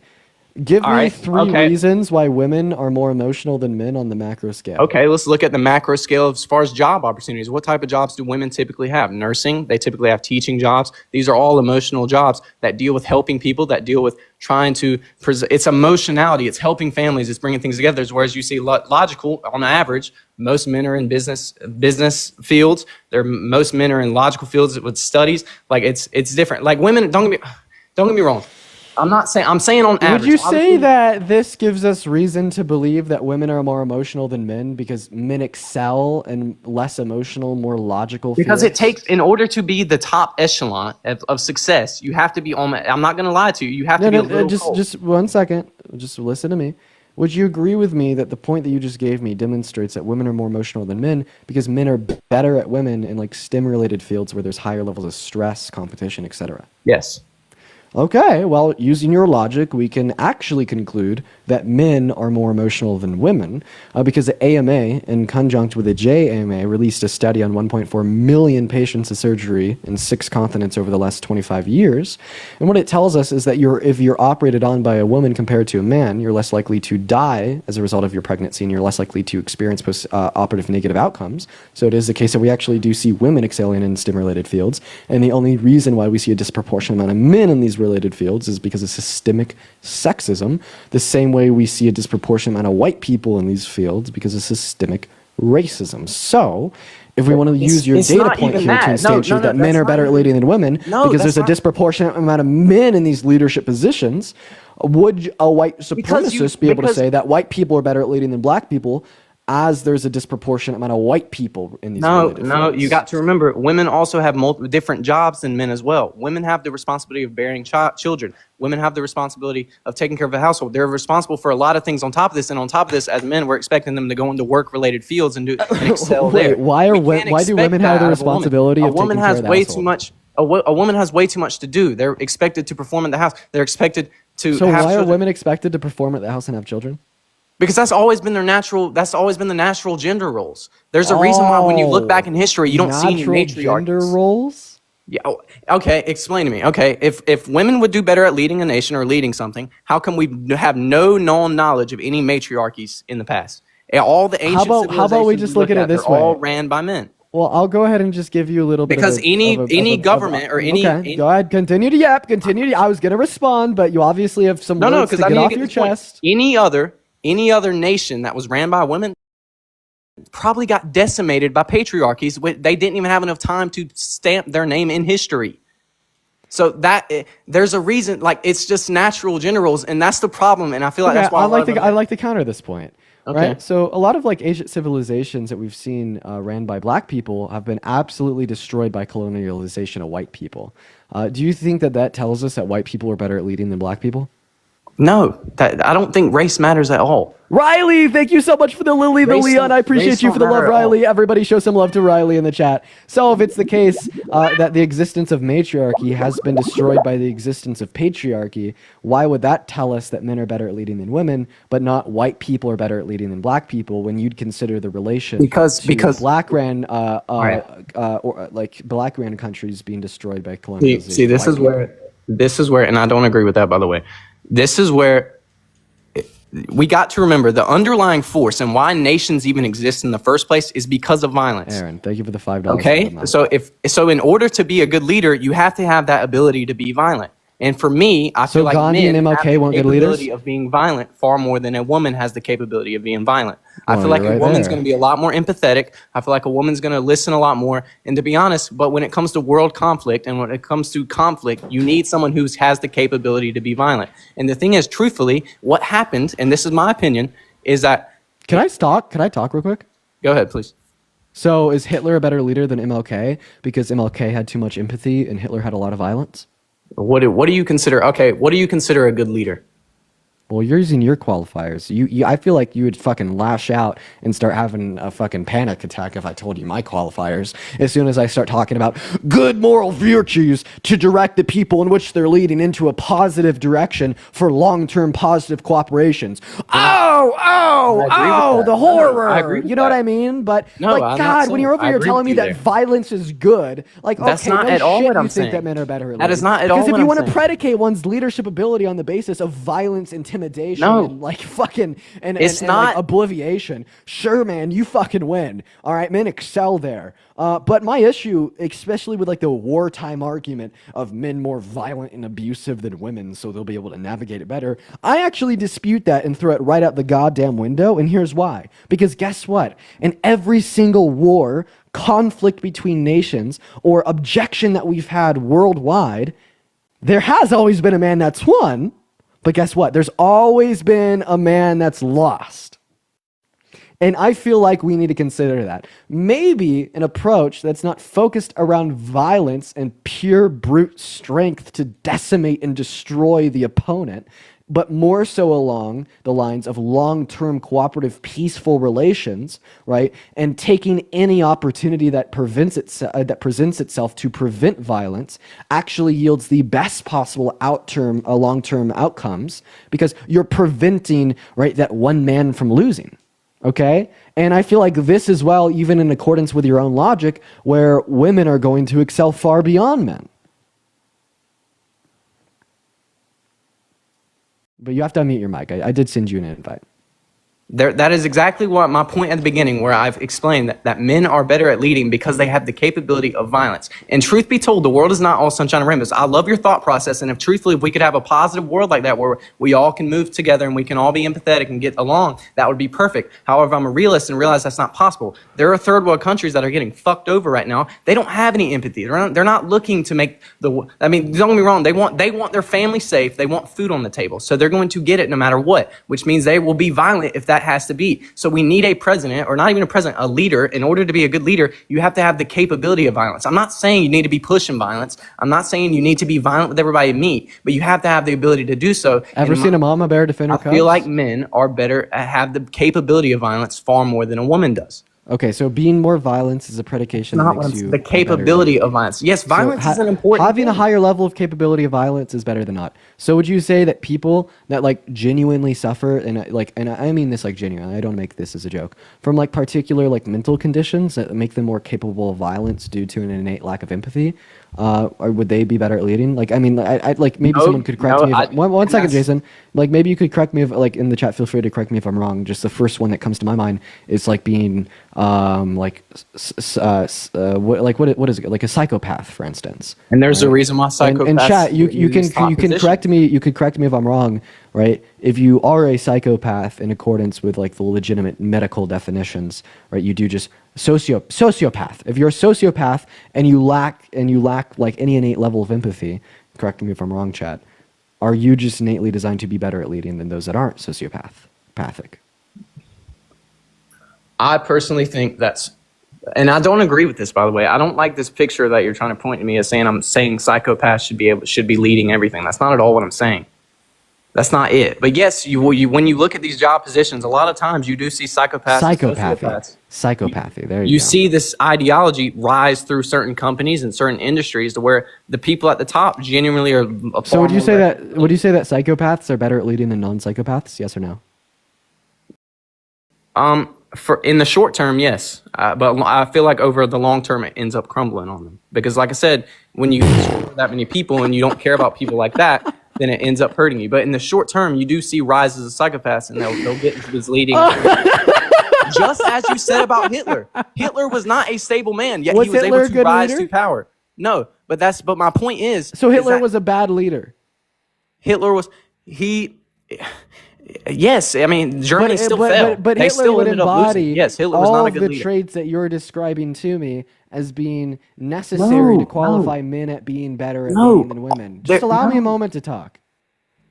You're giving me a lot of qualities and distinctions between men and women that you believe make men better at leading, right? The ones that you've been able to tangibly prove without much backlash have been more violence, more insanity, less empathy, okay? And these are your qualifications for determining that a woman should never be our president, okay? Because but all of these qualifications are seemingly embodied in a guy by the name of Adolf Hitler to a very high degree, right? And this is the ultimate rebuttal of your position here, because we all know that he was a terrible fucking leader, right? And that's why I'd say that these aren't the qualities that we'd want to see in a good leader. When I think of a good leader historically, I'm thinking of people like Obama, like MLK, like people like Gandhi, or people that haven't been focused on violence and destruction and death, but people that have been focused on not just leading their people in the positive direction, the politician, but also considering what is best for those people due to those traits of empathy. Obviously due you to those should traits of you care. should you should and that's frame why I it. completely dispute the underpinnings of your argument. My argument is not that the leader has to be psychopathic and only focused on violence. That's not what I'm saying.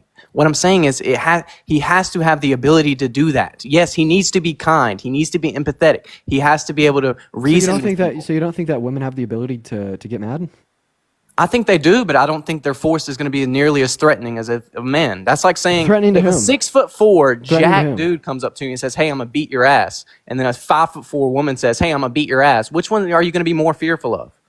That's for sure. we can act like that's a dumb statement. I'd be more fearful. Realistic standpoint. I'd be more fearful of like a professional bodybuilder than my girlfriend for sure. But so now let's consider this point, because I think this one's really awesome for consideration.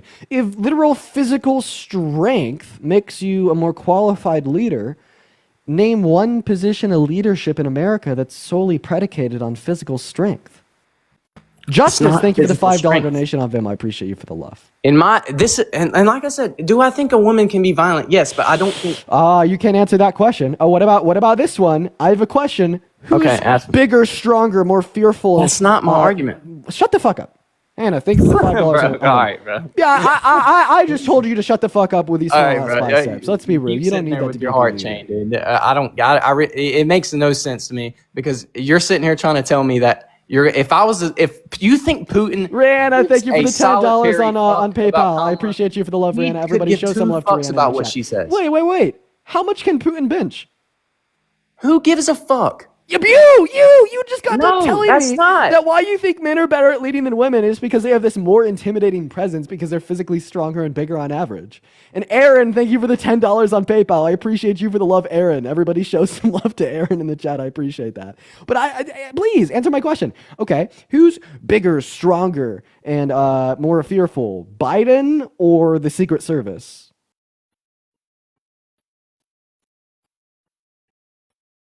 All right, buddy, you have to turn on your mic. Click on your profile picture. Click the icon of the mic. Come on.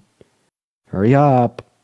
If Kamala's the fucking vice president, fucking hell. Joe Biden, we know Joe Biden hasn't been doing shit. He goes to sleep at like 4. What the fuck has Kamala been doing? She hasn't been doing shit. And this is the problem. And I think why the country turned red is because they noticed the bullshit and they're tired of it and they want a culture shift. We're tired of seeing America being pushed down. We're tired of seeing all this fucking weird ass ideology that's not going to make us a competitive nation rise. So people said, fuck that. They're tired of it. And the whole country voted, most of the country voted red. And the fact that you sat here earlier and said that Trump was trying to scam votes. Are we going to ignore the fact that last election, there were like at night, the whole country, Trump was projected to win pretty much the whole night. And then the fucking woke up the next morning, the whole shit's blue. No one fucking said that. He won all the shit. It's magical that 13 million votes just went nowhere for Biden. Where'd those go? I'm going to use you as an example. I'm going to, unfortunately, destroy your confidence, but I'm going to use you as an example to prove to 8.4 thousand people how, quite frankly, stupid a lot of these alt-right toxic masculinity alpha bros are. So are you ready? Please inform me. I'd love to be educated. Great. So you just made two claims. You made the claim that the Biden-Harris administration was weak and implemented bad policy. You also made the claim that the 2020 election was stolen in the middle of the night. Two questions. Yes. Name one piece of policy enacted by the Biden-Harris administration that you thought was bad, and name one court of law that made the determination that there was sufficient evidence to demonstrate widespread voter fraud in 2020. Here's the problem with this whole setup. And the reason I am asking you these two questions is because this demonstrates to an absurd degree how surface level all of your beliefs are. You don't think, you just do. Like literally like caveman logic. You're like, oh, 2020 rigged, 2020 rigged, Biden-Harris bad, Biden-Harris bad. So as soon as I ask you these two questions that just peel one layer off of that onion, the literal culture, onion, the vegetable inside of your skull, right, to get you to demonstrate to us all why you believe what you do, you fail. It's the culture. And Inferno, thank you for the rhythmic bear. I appreciate you for the love. So please answer those two questions. It's the culture shift. It's a culture shift. Yes, don't get me wrong. We can sit here and talk about policies. Which one of policies those questions matter. did that? Are we going to ignore the fact Kamala changed her policies out of fucking nowhere? Which one of my questions are you answering?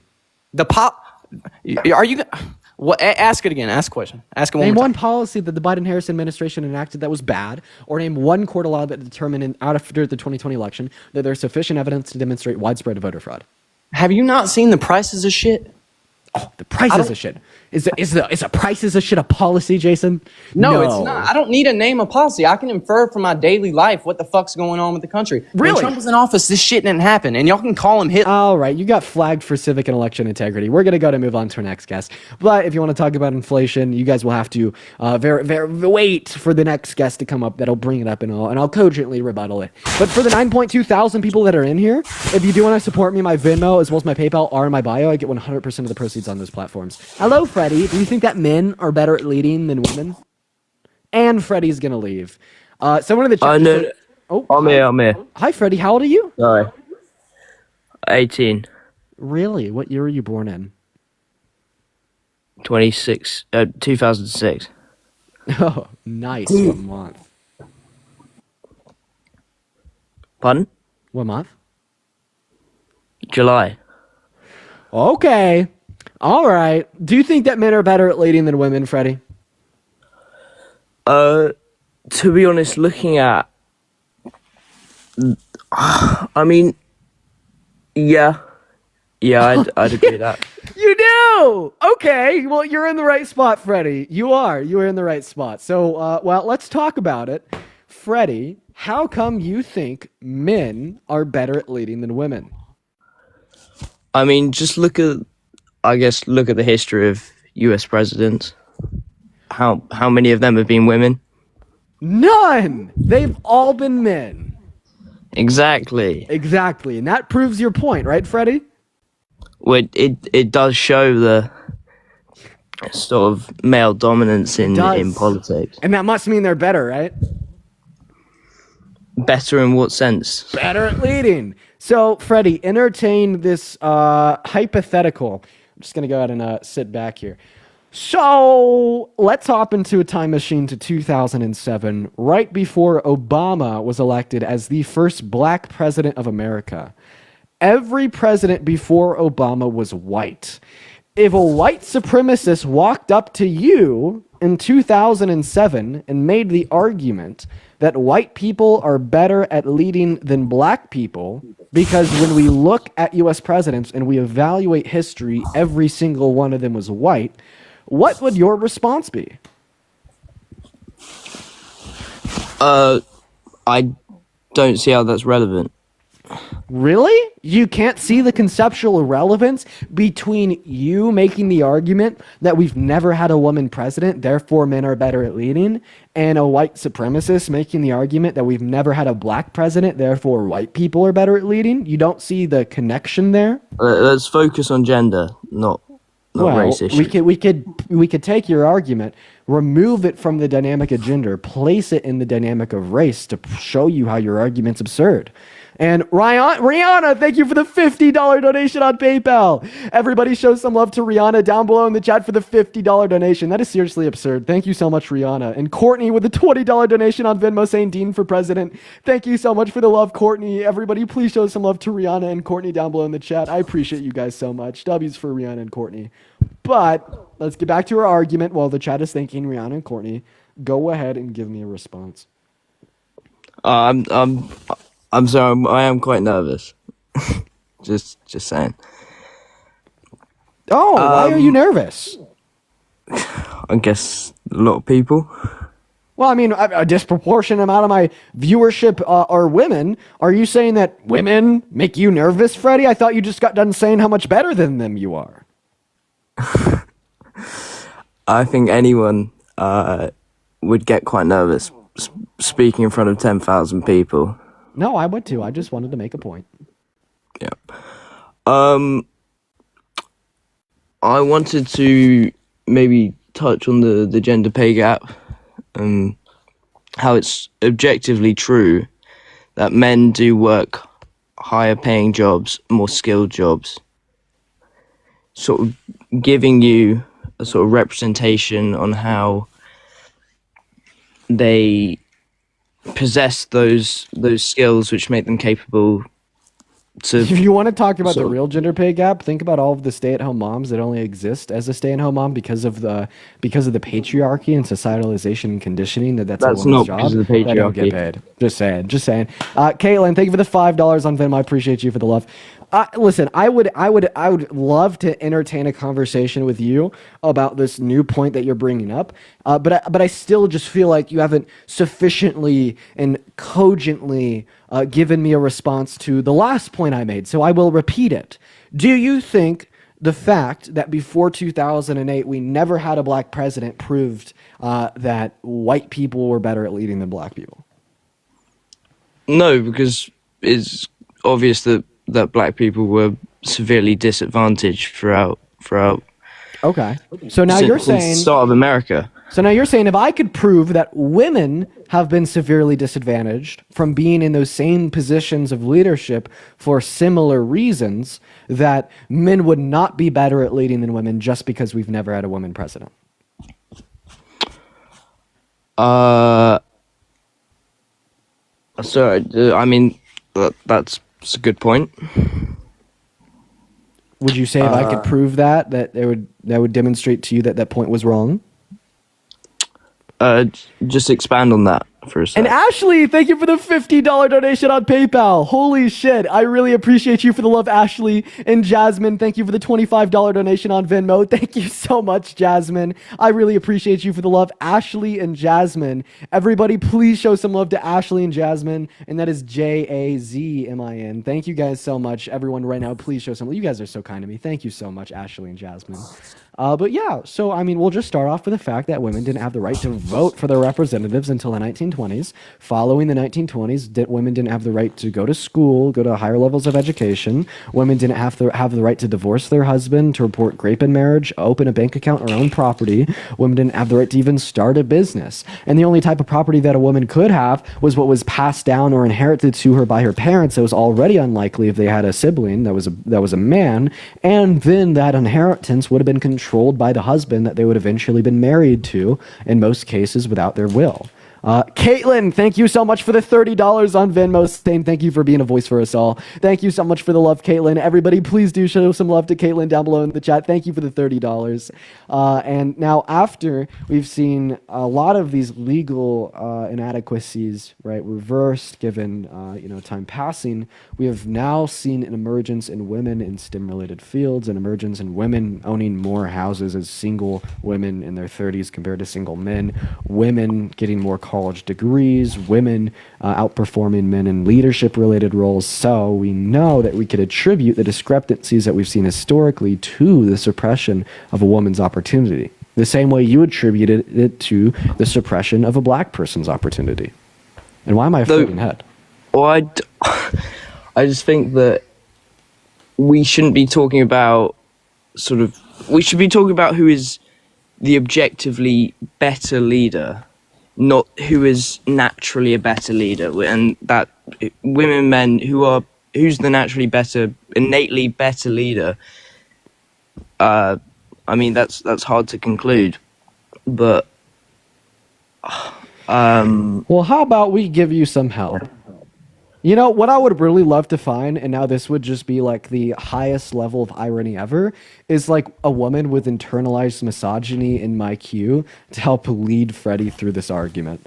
I'm not Tesla, trying to thank you be so much for the $25 on misogynist at Venmo. all. I really appreciate you for the love, Tesla. Everybody, please show some love to Tesla down below in the chat for the $25 donation. I really appreciate you for the love. Thank you, Tesla. What's up, Audrey? Do you think that men are better at leading than women?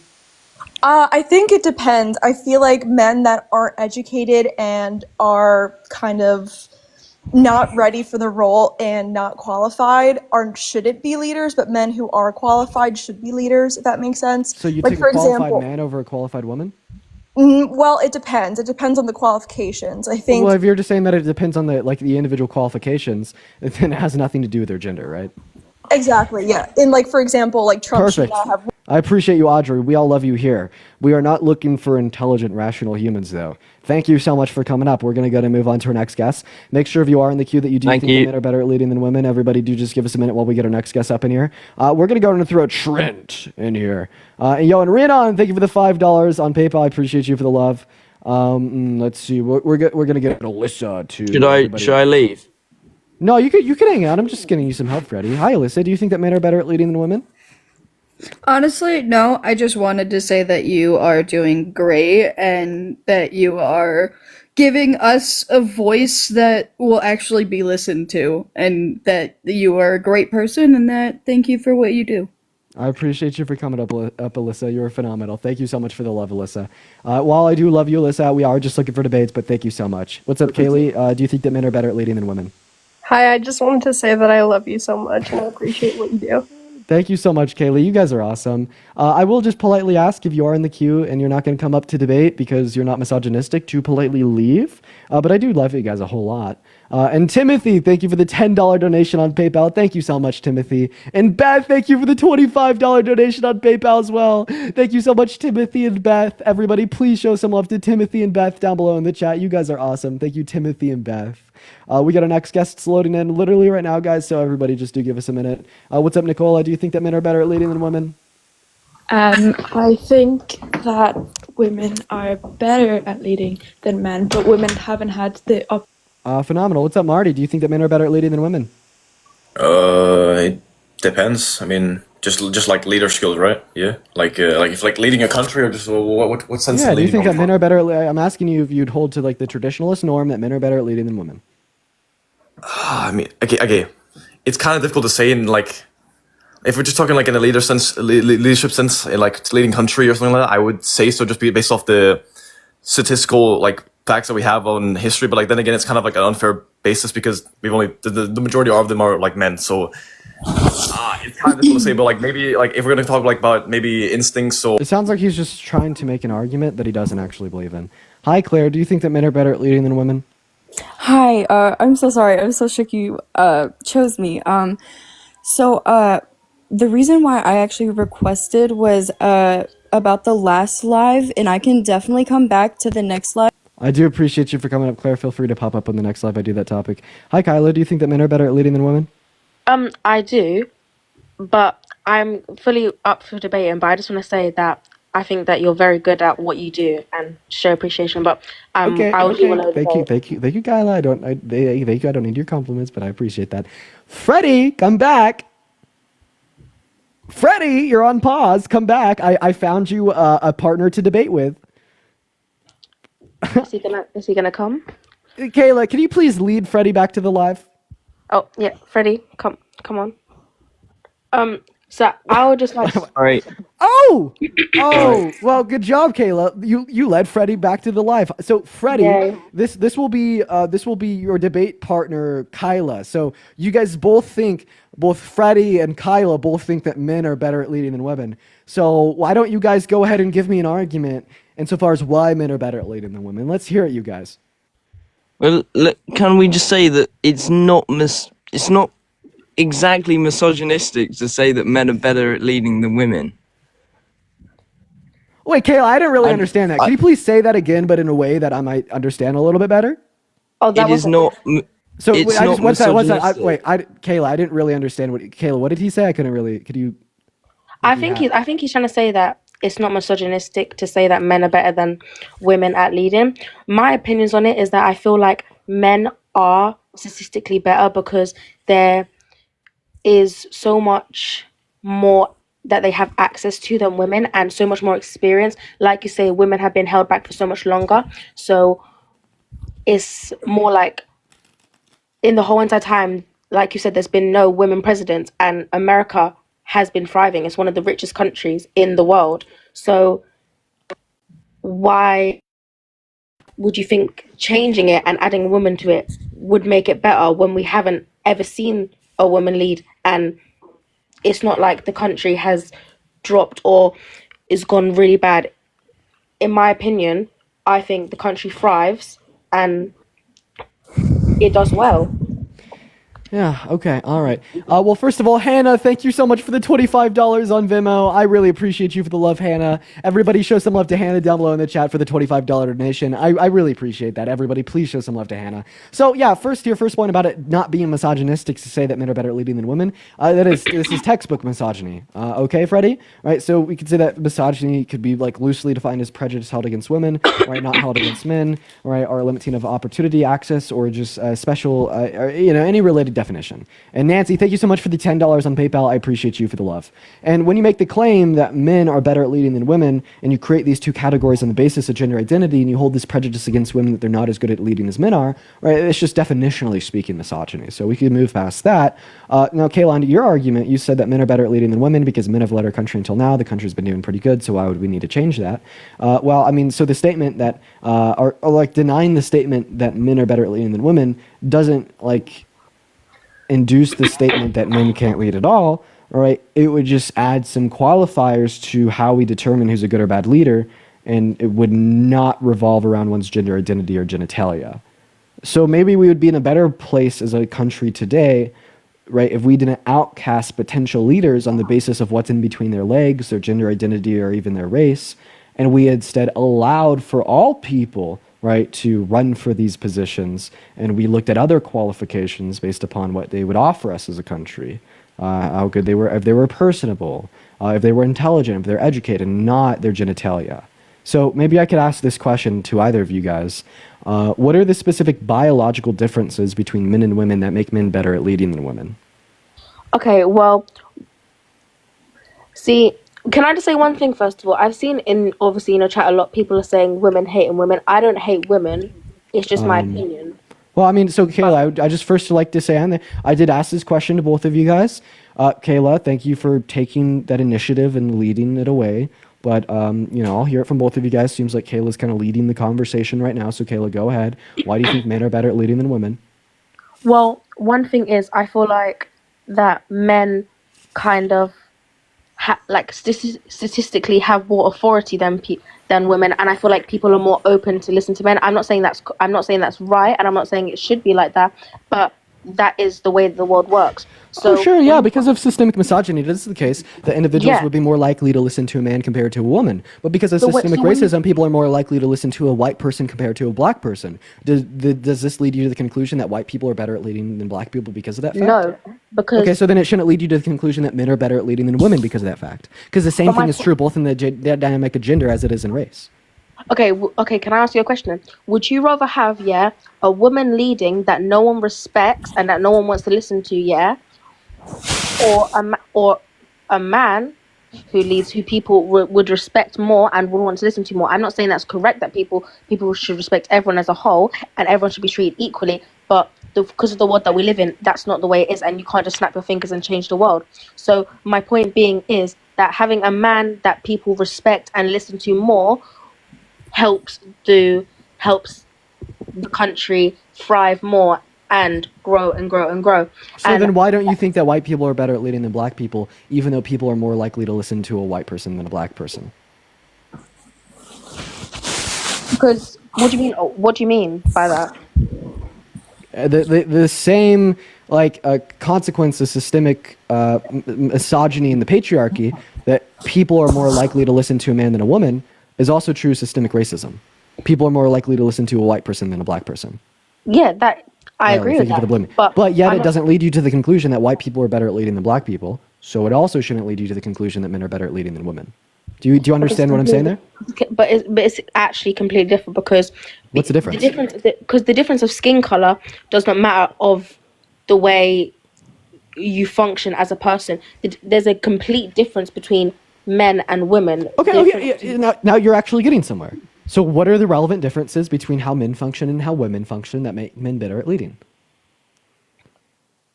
Well, I feel like men show more kind of dominance in a way as they've got more leading personalities, more traits. Yeah, my And counter I think it's argument just, is you and Freddie. Look at Freddie. He's literally like playing fucking like Flappy Bird on his phone while he's I supposed don't to even be know a what teammate Freddie's in the doing. debate. To be honest, I don't know what I don't know what he's doing, but I'm not actually catching what. You understand that I've intentionally brought you up as a woman that also thinks men are better at leading, and I've intentionally asked you both as a pair these questions about why men are better at leading than women, and you've absolutely dominated and taken charge. So that's my counter argument. Pretty much. I do get what you're saying, but at the same time, if you look at your comment section, more people are trying to say that, okay, cool, more people are siding with you in your comment section than people are siding with me. Does that mean, is it because you're a man that people are siding with you, or is it because what you're saying is correct? How would you ever know? Well, it's because what I'm saying is correct. But how do you know that? Well, I mean, maybe we could attribute some of like my viewership. No, actually, I'll recount that. I'd attribute it to both things. I think that I have like a larger platform, and people are more like likely to listen to my voice in America because I'm a white guy. And I mean that is just a consequent of the patriarchy and systemic racism. But I don't see how this correlates to your point. My point is, you're trying to say that I am dominating this thing, which you're trying to suggest that because I'm a woman, yeah, and I'm leading it. No, I don't think that you're dominating this space because you're a woman. I think that you're dominating this space because you seemingly can apply more intelligence to your argument, although it is still an incredibly obtuse and ignorant argument to make. I'd say that you've shown more initiative and drive to engage in a proactive conversation compared to Freddie. And I mean, I feel like this like would actively dispute and debunk your claims that men are just naturally predispositioned to be better at these things. Like the idea that men are just intrinsically more dominant than women would only be isolated down to one fact that you could prove, right? And this would be physical dominance due to force multiplier of a higher level of muscle mass on average. Nothing to do with like the ability to control, convey, or convince like a large amount of people outside of like ooga booga fight with sticks until death. Okay, that's true. Okay, I'm gonna give you an example. Yeah, say America was like a smaller place. Yeah, say for example we went backwards in time. Yeah, to not when America, but back in time to when it wasn't such a big place that was run by presidents and then vice presidents, all of that stuff. It was just run by one person. Yeah, and the public had basically all say in it and stuff like that. Do you think that the public is gonna want to listen to what a woman has to say or what a man has to say? I'm asking you that question. Yeah, I mean, like you've made this argument a lot. I mean, once again, you're just reiterating the same point that the general public is more receptive to listen to a man's voice compared to a woman's voice, but this doesn't speak to men being better at leading than women. If anything, that probably led to worse historical outcomes than not. Okay, cool. Probably, most definitely. Cool. But I just have a question. Who would you rather be the authoritarian dictator of the earth right now? You or Freddie? Well, me.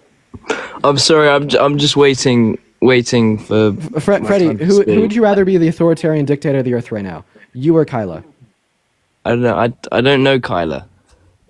Well, I mean, based upon her ability to control, convince, sway, communicate, compared to your ability so far in the same life, who would you rather like be the authoritarian dictator of the world? Wait! I just asked you the question on who you'd rather have be the authoritarian dictator of the world, Freddie, and you said, well, I don't know Kyla, so I don't have sufficient information to make such a determination, but you do know that she's a woman. So in other words, you're saying the fact that Kyla's a woman does not sufficiently inform you on her leadership abilities? I'd be saying the exact same thing if it was a man. So wait, Which can I kind of just say, proves me right and proves you guys wrong. You Freddie, see what I mean here? We're getting somewhere. I am Freddie, cultivating 2 new feminists on live today. Look at this. This is a step. No, the reason. Okay, can I just say something? The reason why that question I don't think was really a very smart question, because as Freddie has already stated, yeah, he has shown that he's quite a nervous person, where I don't think I'm a very nervous person. So based on our individual traits, I feel like that's why I would choose myself. Where if there was another person on here who I thought was a lot more confident than me, knew a lot more than me, I would pick them over me. The reason I'm picking it is because Freddie seems like he doesn't really like to use his voice that much, and that he's quite shy and doesn't really like to take a stand, and kind of just Damn, I think for the galaxy. is just, I feel like I don't know how to explain it. I'm not trying to be rude to Freddie. No, you're reducing I'm your Team leadership. Kyla. Yeah, but okay, look at that. The man's Winter. team woman and the woman's team woman. I'm cultivating a very positive space here. Listen, Sammy, But I think of don't- the I don't galaxy. think that- But I do you don't think understand that what you just described to me was the qualifications for leadership being predicated on individualistic behaviors, traits, attitudes, individualistic traits, behaviors, and attitudes that have nothing to do with your gender identity or what's in between your legs. Kyla, you just spoke at length about things such as nervousness and how that may not be a good quality in leadership. You spoke at length about confidence and how that is a good quality in leadership. And you spoke at length about how all these individual traits play into one's ability to lead or not to lead. And then you even broke it down on this very micro scale of comparing you to Freddie, and not once was your gender identity or genitalia mentioned. Seemingly, this only proves my point further that qualifications for leadership can't be determined on the macro scale and clumped together on your gender identity or genitalia. So you really can't yield the conclusion that men are better at leading than women. Instead, we should probably further invest into a focus on who's most qualified for leadership based upon the traits that you shared with us, like education, intelligence, confidence, nervousness, etc., and not have this macro focus on the patriarchy, traditionalism, genitalia, and gender identity. Okay, cool. I've got 2 things to say, yeah? Throughout the whole entire world, every single country, yeah? Can you name me one leader which you think, like one phenomenal leader, yeah, which you think outshines them all? The best leader that immediately comes to mind, ever? Yeah, ever. Well, that's a tough one. That's a really tough one.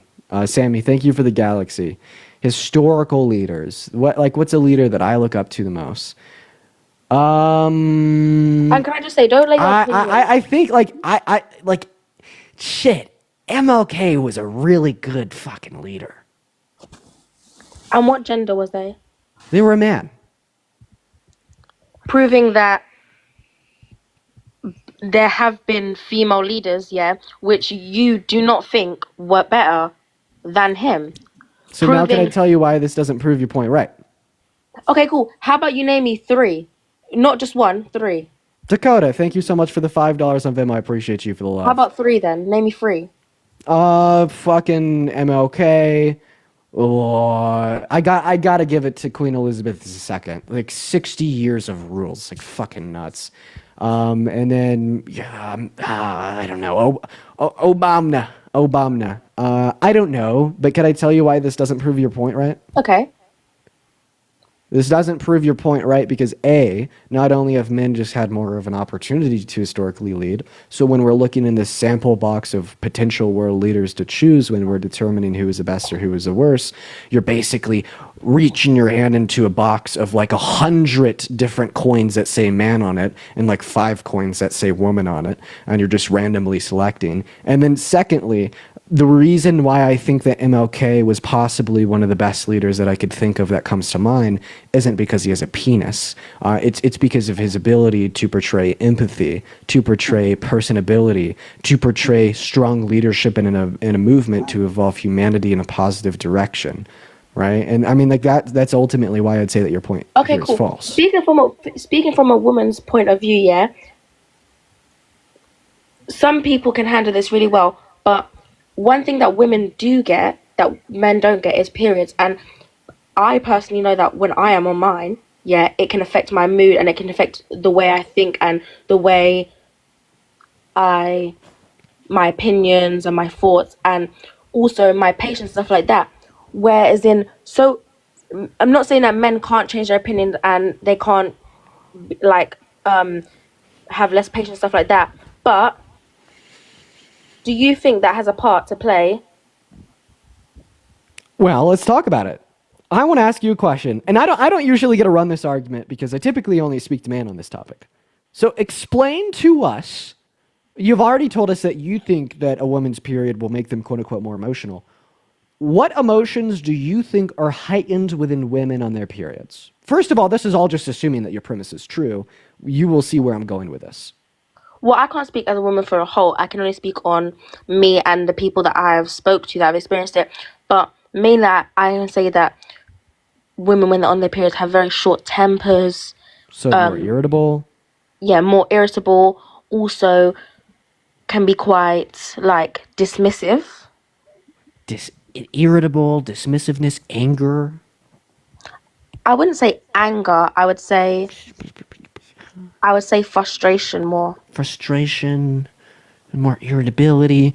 Okay, so just assuming this is all right, higher levels of irritable, anger, frustration, dismissiveness, men still commit 95% of all violent crimes, have started pretty much all wars, all genocides throughout human history, are much more predisposed towards irrational, risk-adverse behavior, such as gambling, drunk driving, or reckless driving. Meanwhile, women we'd see outperform men in the context of academia, excel, getting better grades and more degrees, and performing better under stress, and have better control their irritabilities due to having higher EQs on average, and literally being biologically designed to deal stress better due to due to thicker dendrites developed via evolution for childbirth. We still see, even though men don't have periods, that they absolutely just dunk on women in all of these very bad fields. But you know, what hormone do you think is elevated in a woman's body on their period? To be honest, I'm gonna be 100% honest with you. I don't actually know. Testosterone. Huh? Testosterone.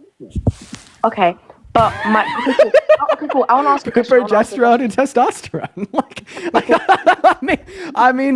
like, dude, you're basically saying that like once a month you are just significantly worse at leading because of testosterone being at a higher level. Can I step in?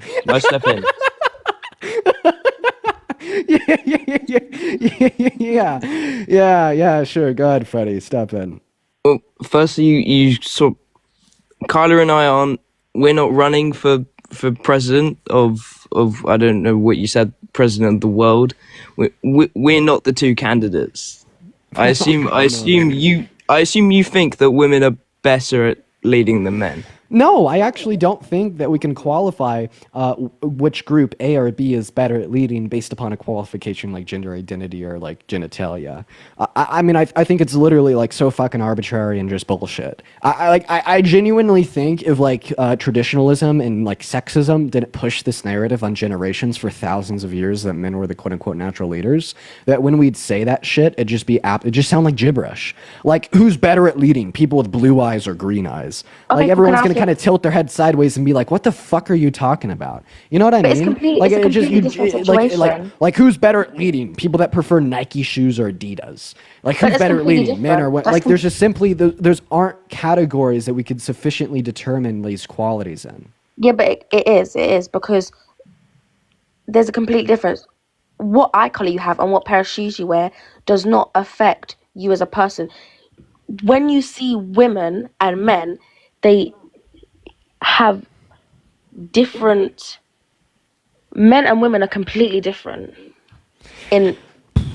Okay, fine. I'll entertain your argument. If I had to say that one gender was better at leading than another gender, I would say that women are better at leading than men. Because when we see these drastic micro perspectives where there's seemingly big differences between men and women, they typically don't look too good for the man. Things like ability to engage in irrational, risk-adverse behaviors. Things like ability to self-unalive, abuse hard drugs as an unhealthy coping mechanism to deal with unprocessed emotions. Things like violent crime. Things like crime as a whole. right? Things like ego, things like emotional regulation, things such as your ability to control like a stressful environment. Like all these things look pretty bad for the men and look pretty good for the women. And then even when we just kind of take one more step and abstract it even further, and we just compare like average IQ and EQs, women outperform men in both of those things.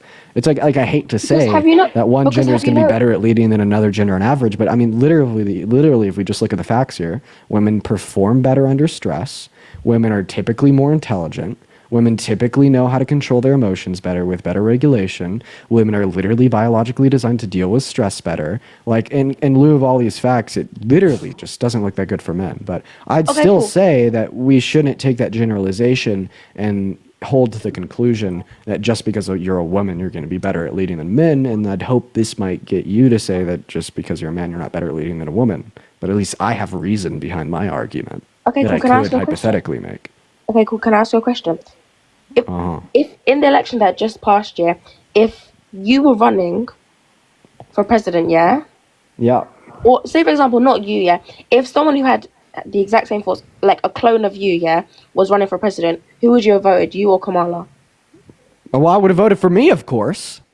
Why? Why? Like, because I don't know. Maybe because I have more confidence in myself than other people. Like personal bias, bias. I don't know. Self-interests. I don't know. Like ego. I don't know. Maybe all those other cool little slogans. Realistically, I would have voted for us. I'd probably need at least like 5 to 10 years of a background in politics before I'd be a viable candidate.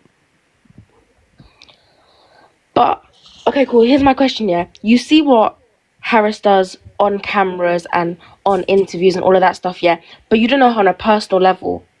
She shows you what she wants to show you. My point is, yeah. Okay, let's do Donald Trump. Yeah, Donald Trump. Yeah, I personally think he's a very open man. He voices his opinion. Yeah, he doesn't really care what other people think. He knows what he wants, and he's gonna say it no matter if you like it or not. And I feel like the difference between them is that me personally, I want someone who will voice their opinions, and statistically, men show more emotions and are more open than women who are more enclosed and hide their emotions. And that's why you see more men. Actually, the exact opposite is true. This is where the traditionalist Well, it's lie that not. women are more emotional or born with is like literally the exact opposite is true. Women are more likely to go to therapy and take antidepressants, and that's why women have significantly lower suicidality rates compared to men.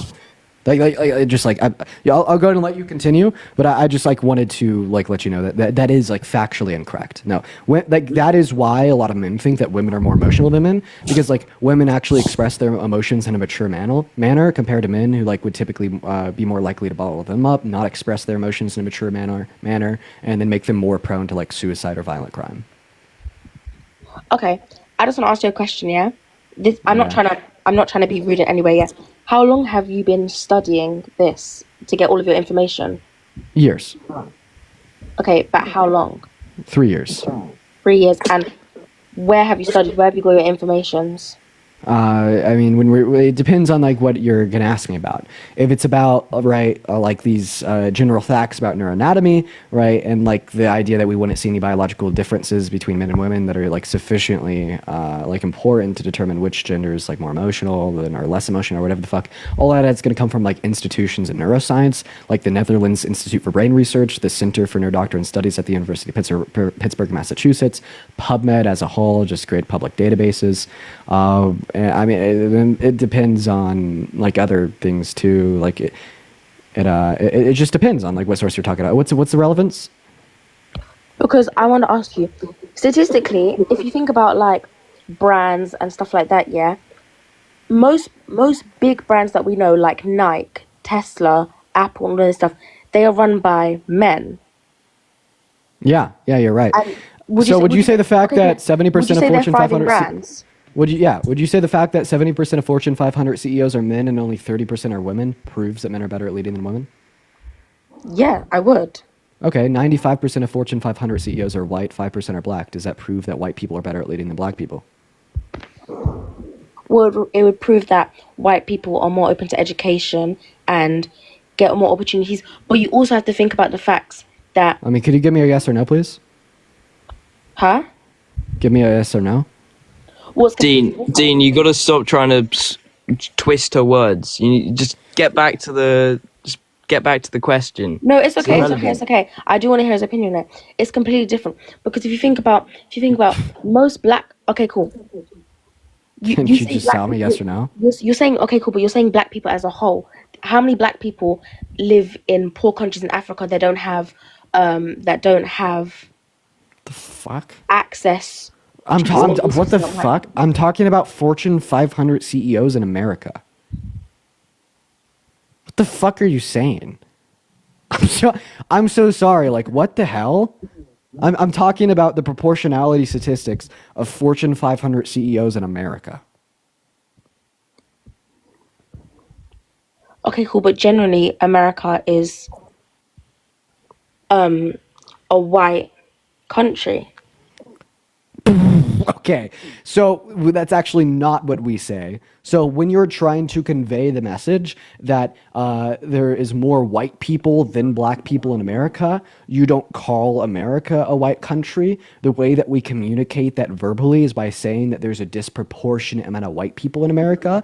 And I'm just totally going to assume that's what you meant. If you genuinely think that America is a white country, No, I meant when you said sorry. That was my bad. I okay, didn't I mean don't to. have I don't have a member of the Triple K on my live.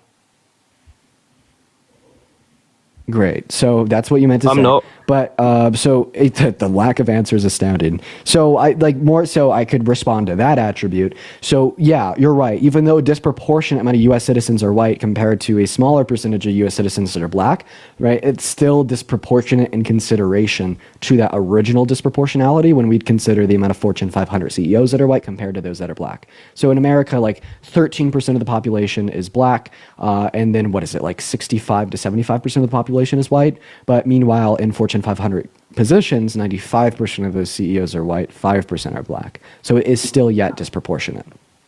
Okay, Freddie, do you want to say anything? Because I feel like I haven't given you much. Yeah, I do. I just have some sort of main points. Like, if you look at the history of America, run by white men, America's sort of thrived. And this Fucking what? When did America thrive? It's not. I'm just saying that it's true. It's When? Give me a time. Give me a biggest time when economy in America. the world. When? Well, okay, so you're gonna say that America's thriving because it has the biggest economy in the world? Cheyenne, thank you so much for the $30 on PayPal, saying such a sassy king. I love you. Thank you so much for the $30 donation on PayPal. Thank you so much, Cheyenne. I really appreciate you for the love. Thank you so much, Cheyenne. Thank you so much. Everybody, please do show some love to Cheyenne. Thank you so much. I appreciate that. So, like, first of all, like, the economy shouldn't be your only indicator of if a country's thriving or not. So, although America's had the America have thrived as historically as a global superpower. But no, I wouldn't say that a country because they got where- leaders who demand respect and authority. I wouldn't say a country where like women can't report rape in marriage, women can't vote, women can't own property, women can't go to school, or even like a country where like racial segregation is legal and like an Equalities Act has only been passed in the last 80 years was thriving in like the early 20th century. Can I wouldn't give say you an that, like, example? the economy You think a on its own is its woman own would indicator for that. solve all of this? Can I give you an example? Can I give you an What example? like literally, you guys are. I'm so sorry, both of you guys, Kayla and Freddie. You guys are so fucking stupid. I'm even having like a hard time rebuttaling your arguments. Like Freddie, you're like, white man make country thrive. You think women do as good as white man? What do I like bang two rocks together? Like dude, like oh my god, like I'm crashing out here. Like what do you want me to say to this shit? It's nothing. It's nothing against women. This is a fucking nothing burger.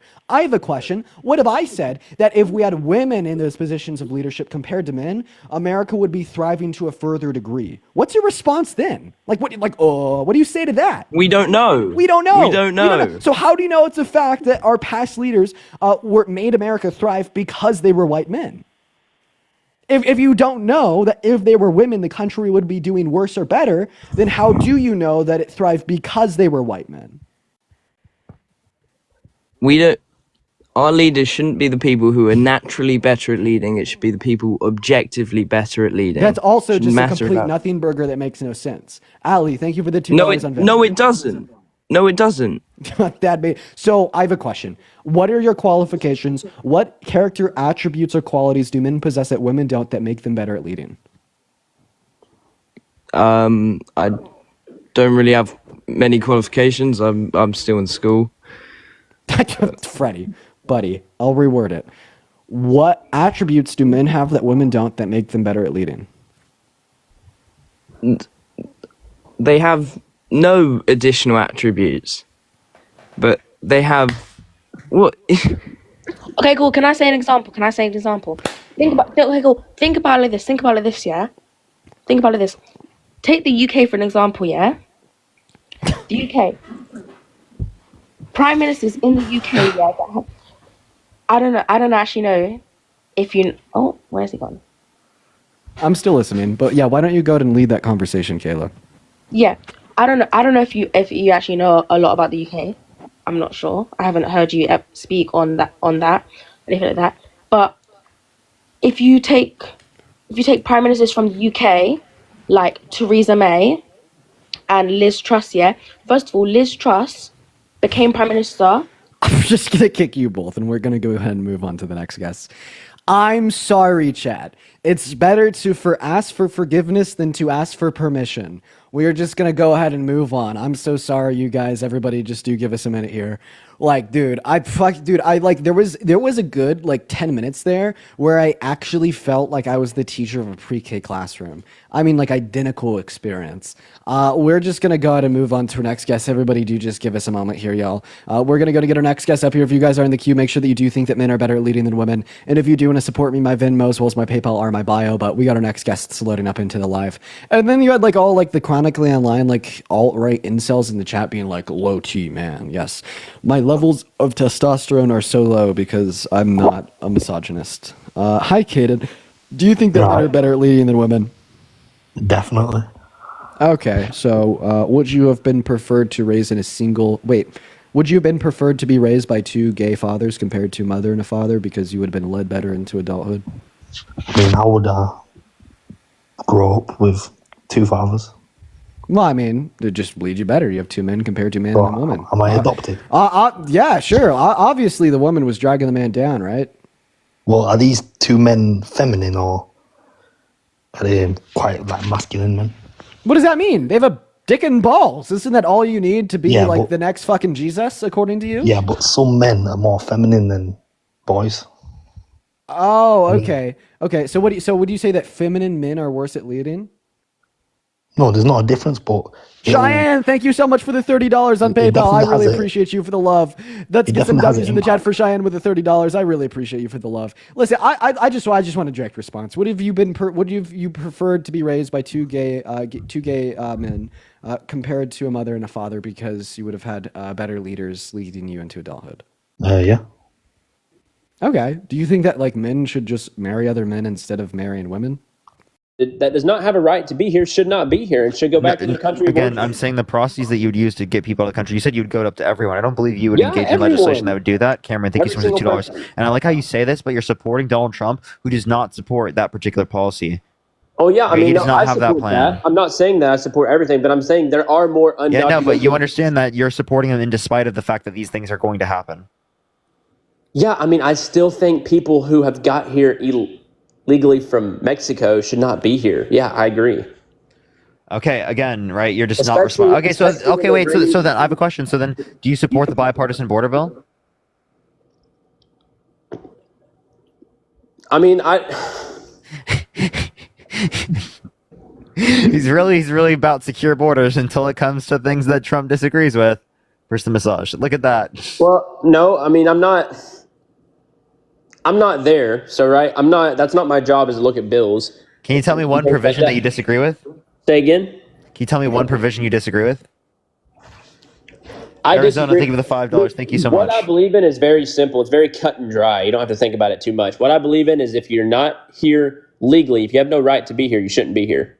I don't think. Can you argue with that? Wait, what percent of people that come to the country through the southern border are undocumented?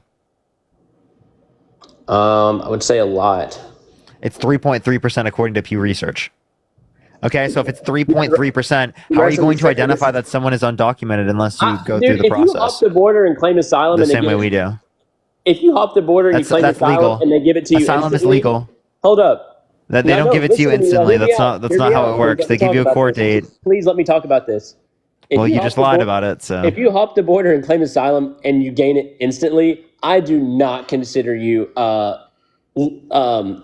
not breaking the law. Like, dude, that's pathetic. Nobody should be able That's to claim still asylum that legal. easily It's and gain still it that legal. easily. No, it shouldn't be though. You If could say it shouldn't be and legal. it won't be very long, What Parker. It legislation won't do be you very support to long. change that? It What won't be very legislation? long. Wait, no, answer the question. What legislation do you support to change that? I mean, no, there's going to be something put into place. Obviously, that's why you're up here advocating against it, because you don't want it to happen. No, what legislation do you support to change? Wait, can you answer my question? What legislation do you support to change this current asylum process? I mean, he's not in office yet, so he hasn't had time to do anything. I'm asking, what policy do you support?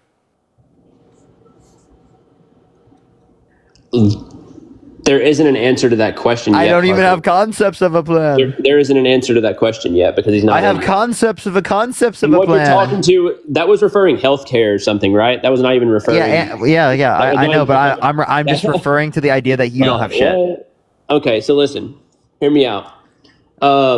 You voted for. I have concepts Kamala of Harris, ideas right? of a concept of a plan. You voted for Where's that Kamala mustache? Harris, right? Yeah, I did vote for Okay, Kamala Harris. and she won in 20 states. Those 20 states were the only ones that you didn't have to show ID to vote. Isn't that a coincidence? Wait, you understand that? How do you register? I mean, how do you register to vote? Yeah, do you have to identify yourself to register to vote? I mean, I did. Yeah, that's how it works, Jared. Yeah, but nice brain cell count. No, but I'm talking about people can just show up. Yeah, they already registered. And they can't. Dole, no, thank you so much for the $6. Thank you so much. Yes, no. You have to register to vote. That's how it works. Jared, I'm sorry that you just figured this out. Appreciate the handout. Are you refusing to see that nobody else in this country agrees with you? No, wait, aren't you California? Nobody agrees with me. California If you agree with me, type 3 in the comment section.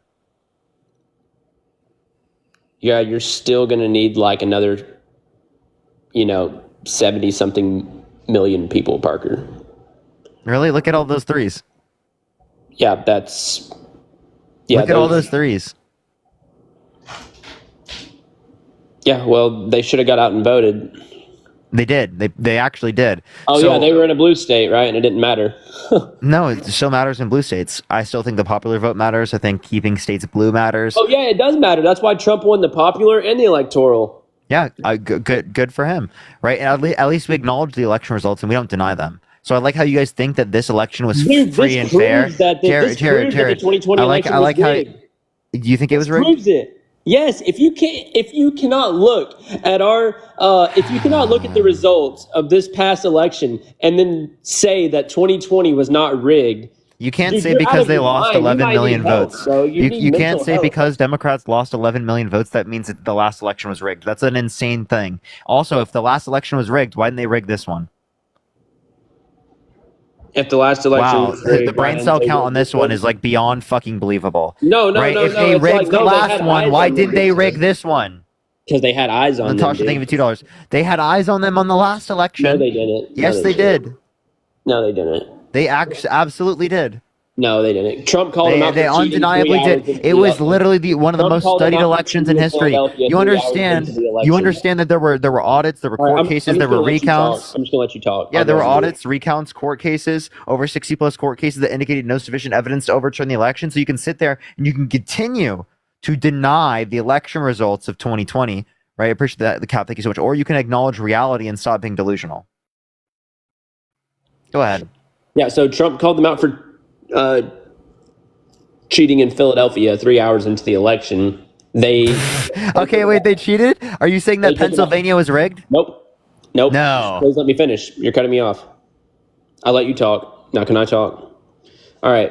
15 minutes after he said that, they went on live air to cover their asses, basically, because they knew they had eyes on them. You had firefighters coming in to count ballots. How more unprepared could you be as a state, knowing going into it that you're going to be one of the most important states for this election? It was not prepared at all. And so yeah, they're we just still not won. prepared to steal this one, yet they stole the last one completely prepared. Who That said makes that- total sense. They No, just who weren't said prepared one after they state were stole the last prior prepared election? for the same thing. Tell you what states did it come down to in 2020, Parker? Let me ask you. Well, obviously, we'd reference the blue wall. We'd obviously reference states like Nevada and Arizona, Georgia specifically flipping. Yeah, how many of those states won this year? So none of them. Yeah, exactly. I'm not disputing that, right? But you're not understanding that it is the case that, right, that this doesn't change whether or not it's a rigged or not election. This was not rigged. If it was rigged, they would have won those fucking states again. That is why you're so delusional. That's why you're so insane. Because No, it is the case that we literally had all when you have eyes eyes on on the you. election in 2020. Trump was claiming it was likely to be rigged before. That's what I'm he saying- did. There were eyes on the election, and Donald Trump literally tried to undermine it by sending false slates of electors to electoral college to cast Trump votes when he didn't win. All I said is when you have eyes on you, you're more than likely to follow the rules. And they didn't have eyes on me in 2020 at the amounts that they did this year, knowing that Trump was one of the only presidents that ever said, hey, this was a rigged election, called it out, and all of the stuff that happened. There was no evidence. What evidence was there? Let's see, there was well, even this year, but there was in 2020 we saw the bags, or no, the David, thank you for the $5. Thank you. Wow, this is great. trucks. It was the mail trucks, yeah, that were coming in with The mail trucks, yeah. And they were dropping Maybe off tons of ballots, maybe yeah. the mail trucks that were just dropping off ballots, which is literally their job. No, whose job? Who were they appointed by? So you don't think that mail-in ballots? Who No, I know who's they going to were be mail-in- no. who's going to be transporting the mail-in ballots? No, it wasn't People even designated by the wasn't even a state to mail truck transfer driver, the that was mail-in thing. ballots. So That was the people thing, were it was a transferring citizen. the mail-in ballots that the state It was a citizen. It determined wasn't that they even somebody could. who was working. Give me a source, one source. Dude, I'll just have to show you the video, but Go I give mean, me a it was- source. Give me a it was source. clear.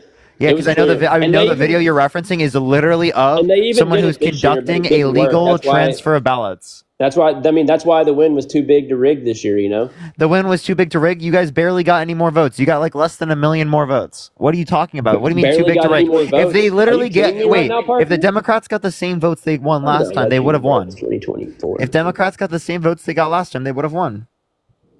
We barely got any more votes. Are you kidding me? Dude, we didn't just win. We mopped the floor with her, bro. 312 to Yeah, you're not 226. Are actually you okay. kidding So me? I like how you can't argue like why you should vote for one candidate or the other. You just have to say, "Oh, we won, haha, we won." 75. We won. Last election was rigged, so we still won that one. We won the last election too because it was rigged, even though I have no fucking evidence. I can't give you a single court case. I can't give you a single lawyer that will say it. I can't give you anyone. All I can say is sit up here and say it was rigged. I feel like it was rigged, and this election proves that it was rigged.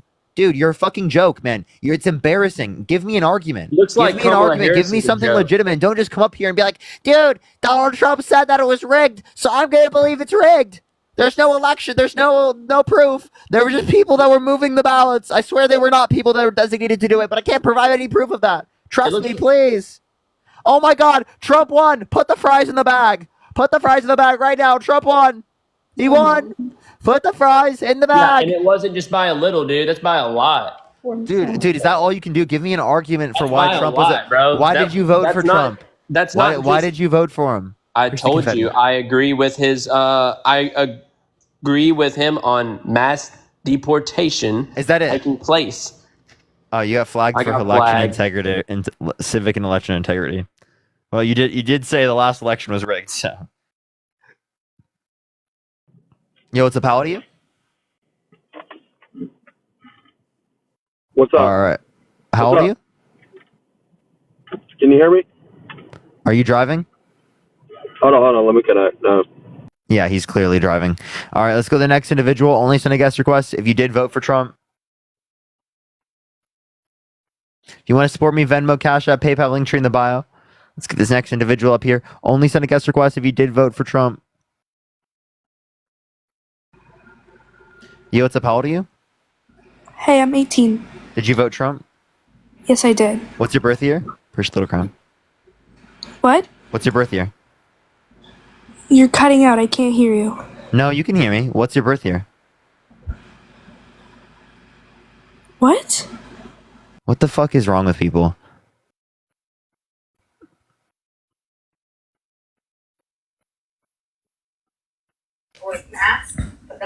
Yo, what's up? How old are you? I'm 36. Did you vote Trump? I did. Oh, why so? Because he's the best. Why? Burrs, grass, and mud also stick to Multi-Poo's hair, and you need to... Okay, nice. Well, dude, that was a great argument. Get off my life. All right, let's go to the next individual. Only send a guest request if you will be voting for Trump, or if you did vote for Trump. All right, everyone. Dean's going to come over right now, everyone. Can we get some W Deans in the comment section real quick, everyone? W Deans in the comment section. He's about to come over right now, and he's about to raid the live, everyone. So tap that screen. Let's make the live go crazy, everyone. Let's make the live go crazy. Yo, what's up? How old are you?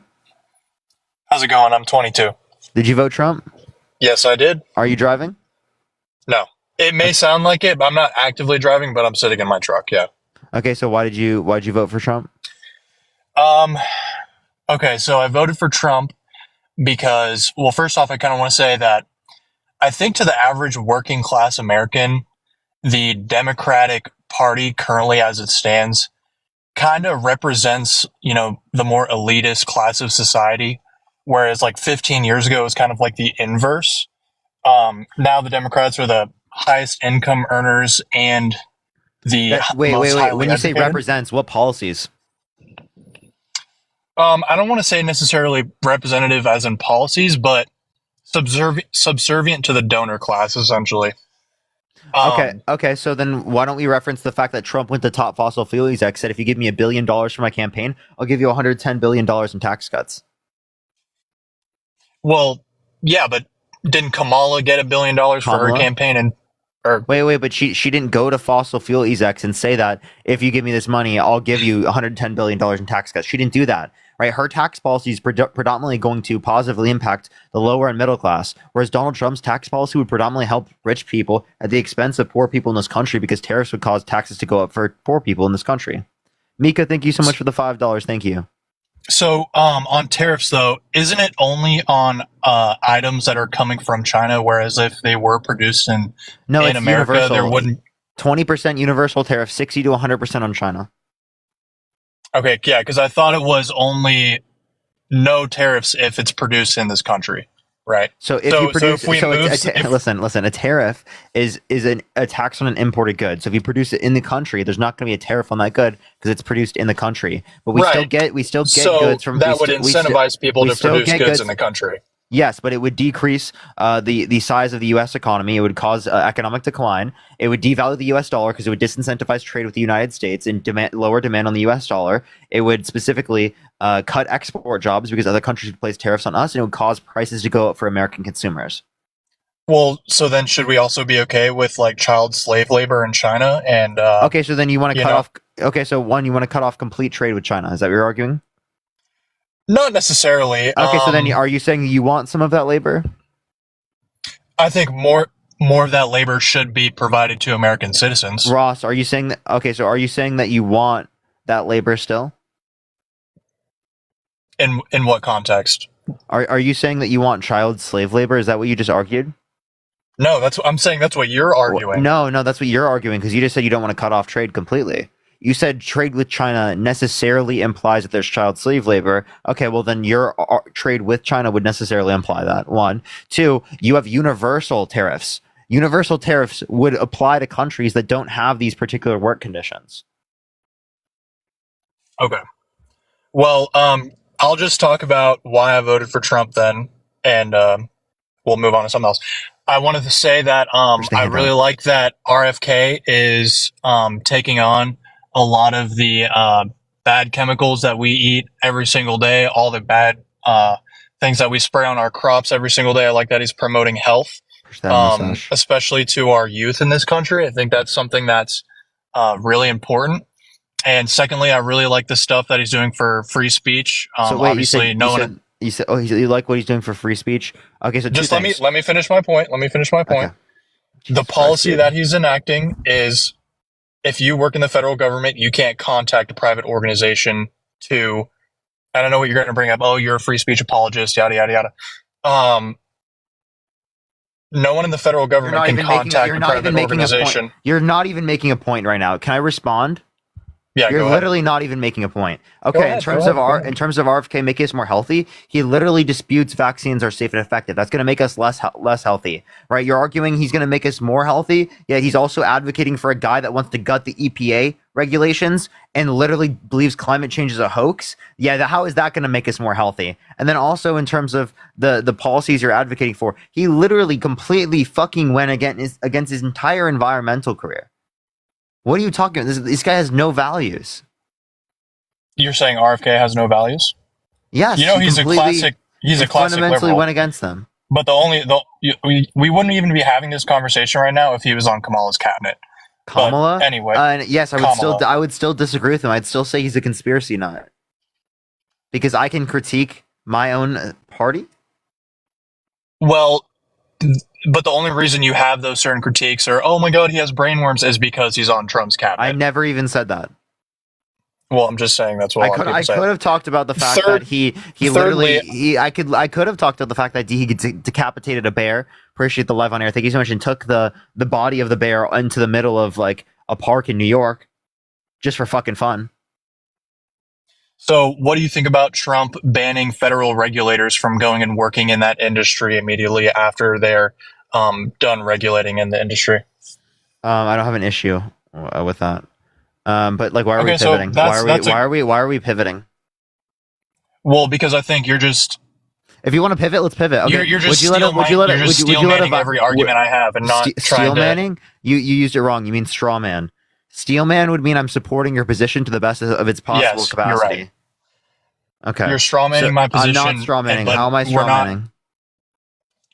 Because all I brought up was the fact that, yes, I mean, we can both acknowledge the fact that there are some chemicals that we, as far as the RFK stuff, you can acknowledge the fact that there are some things that we ingest every day that isn't necessarily helpful to us as Americans. I mean, we have the most obese, most medicated population in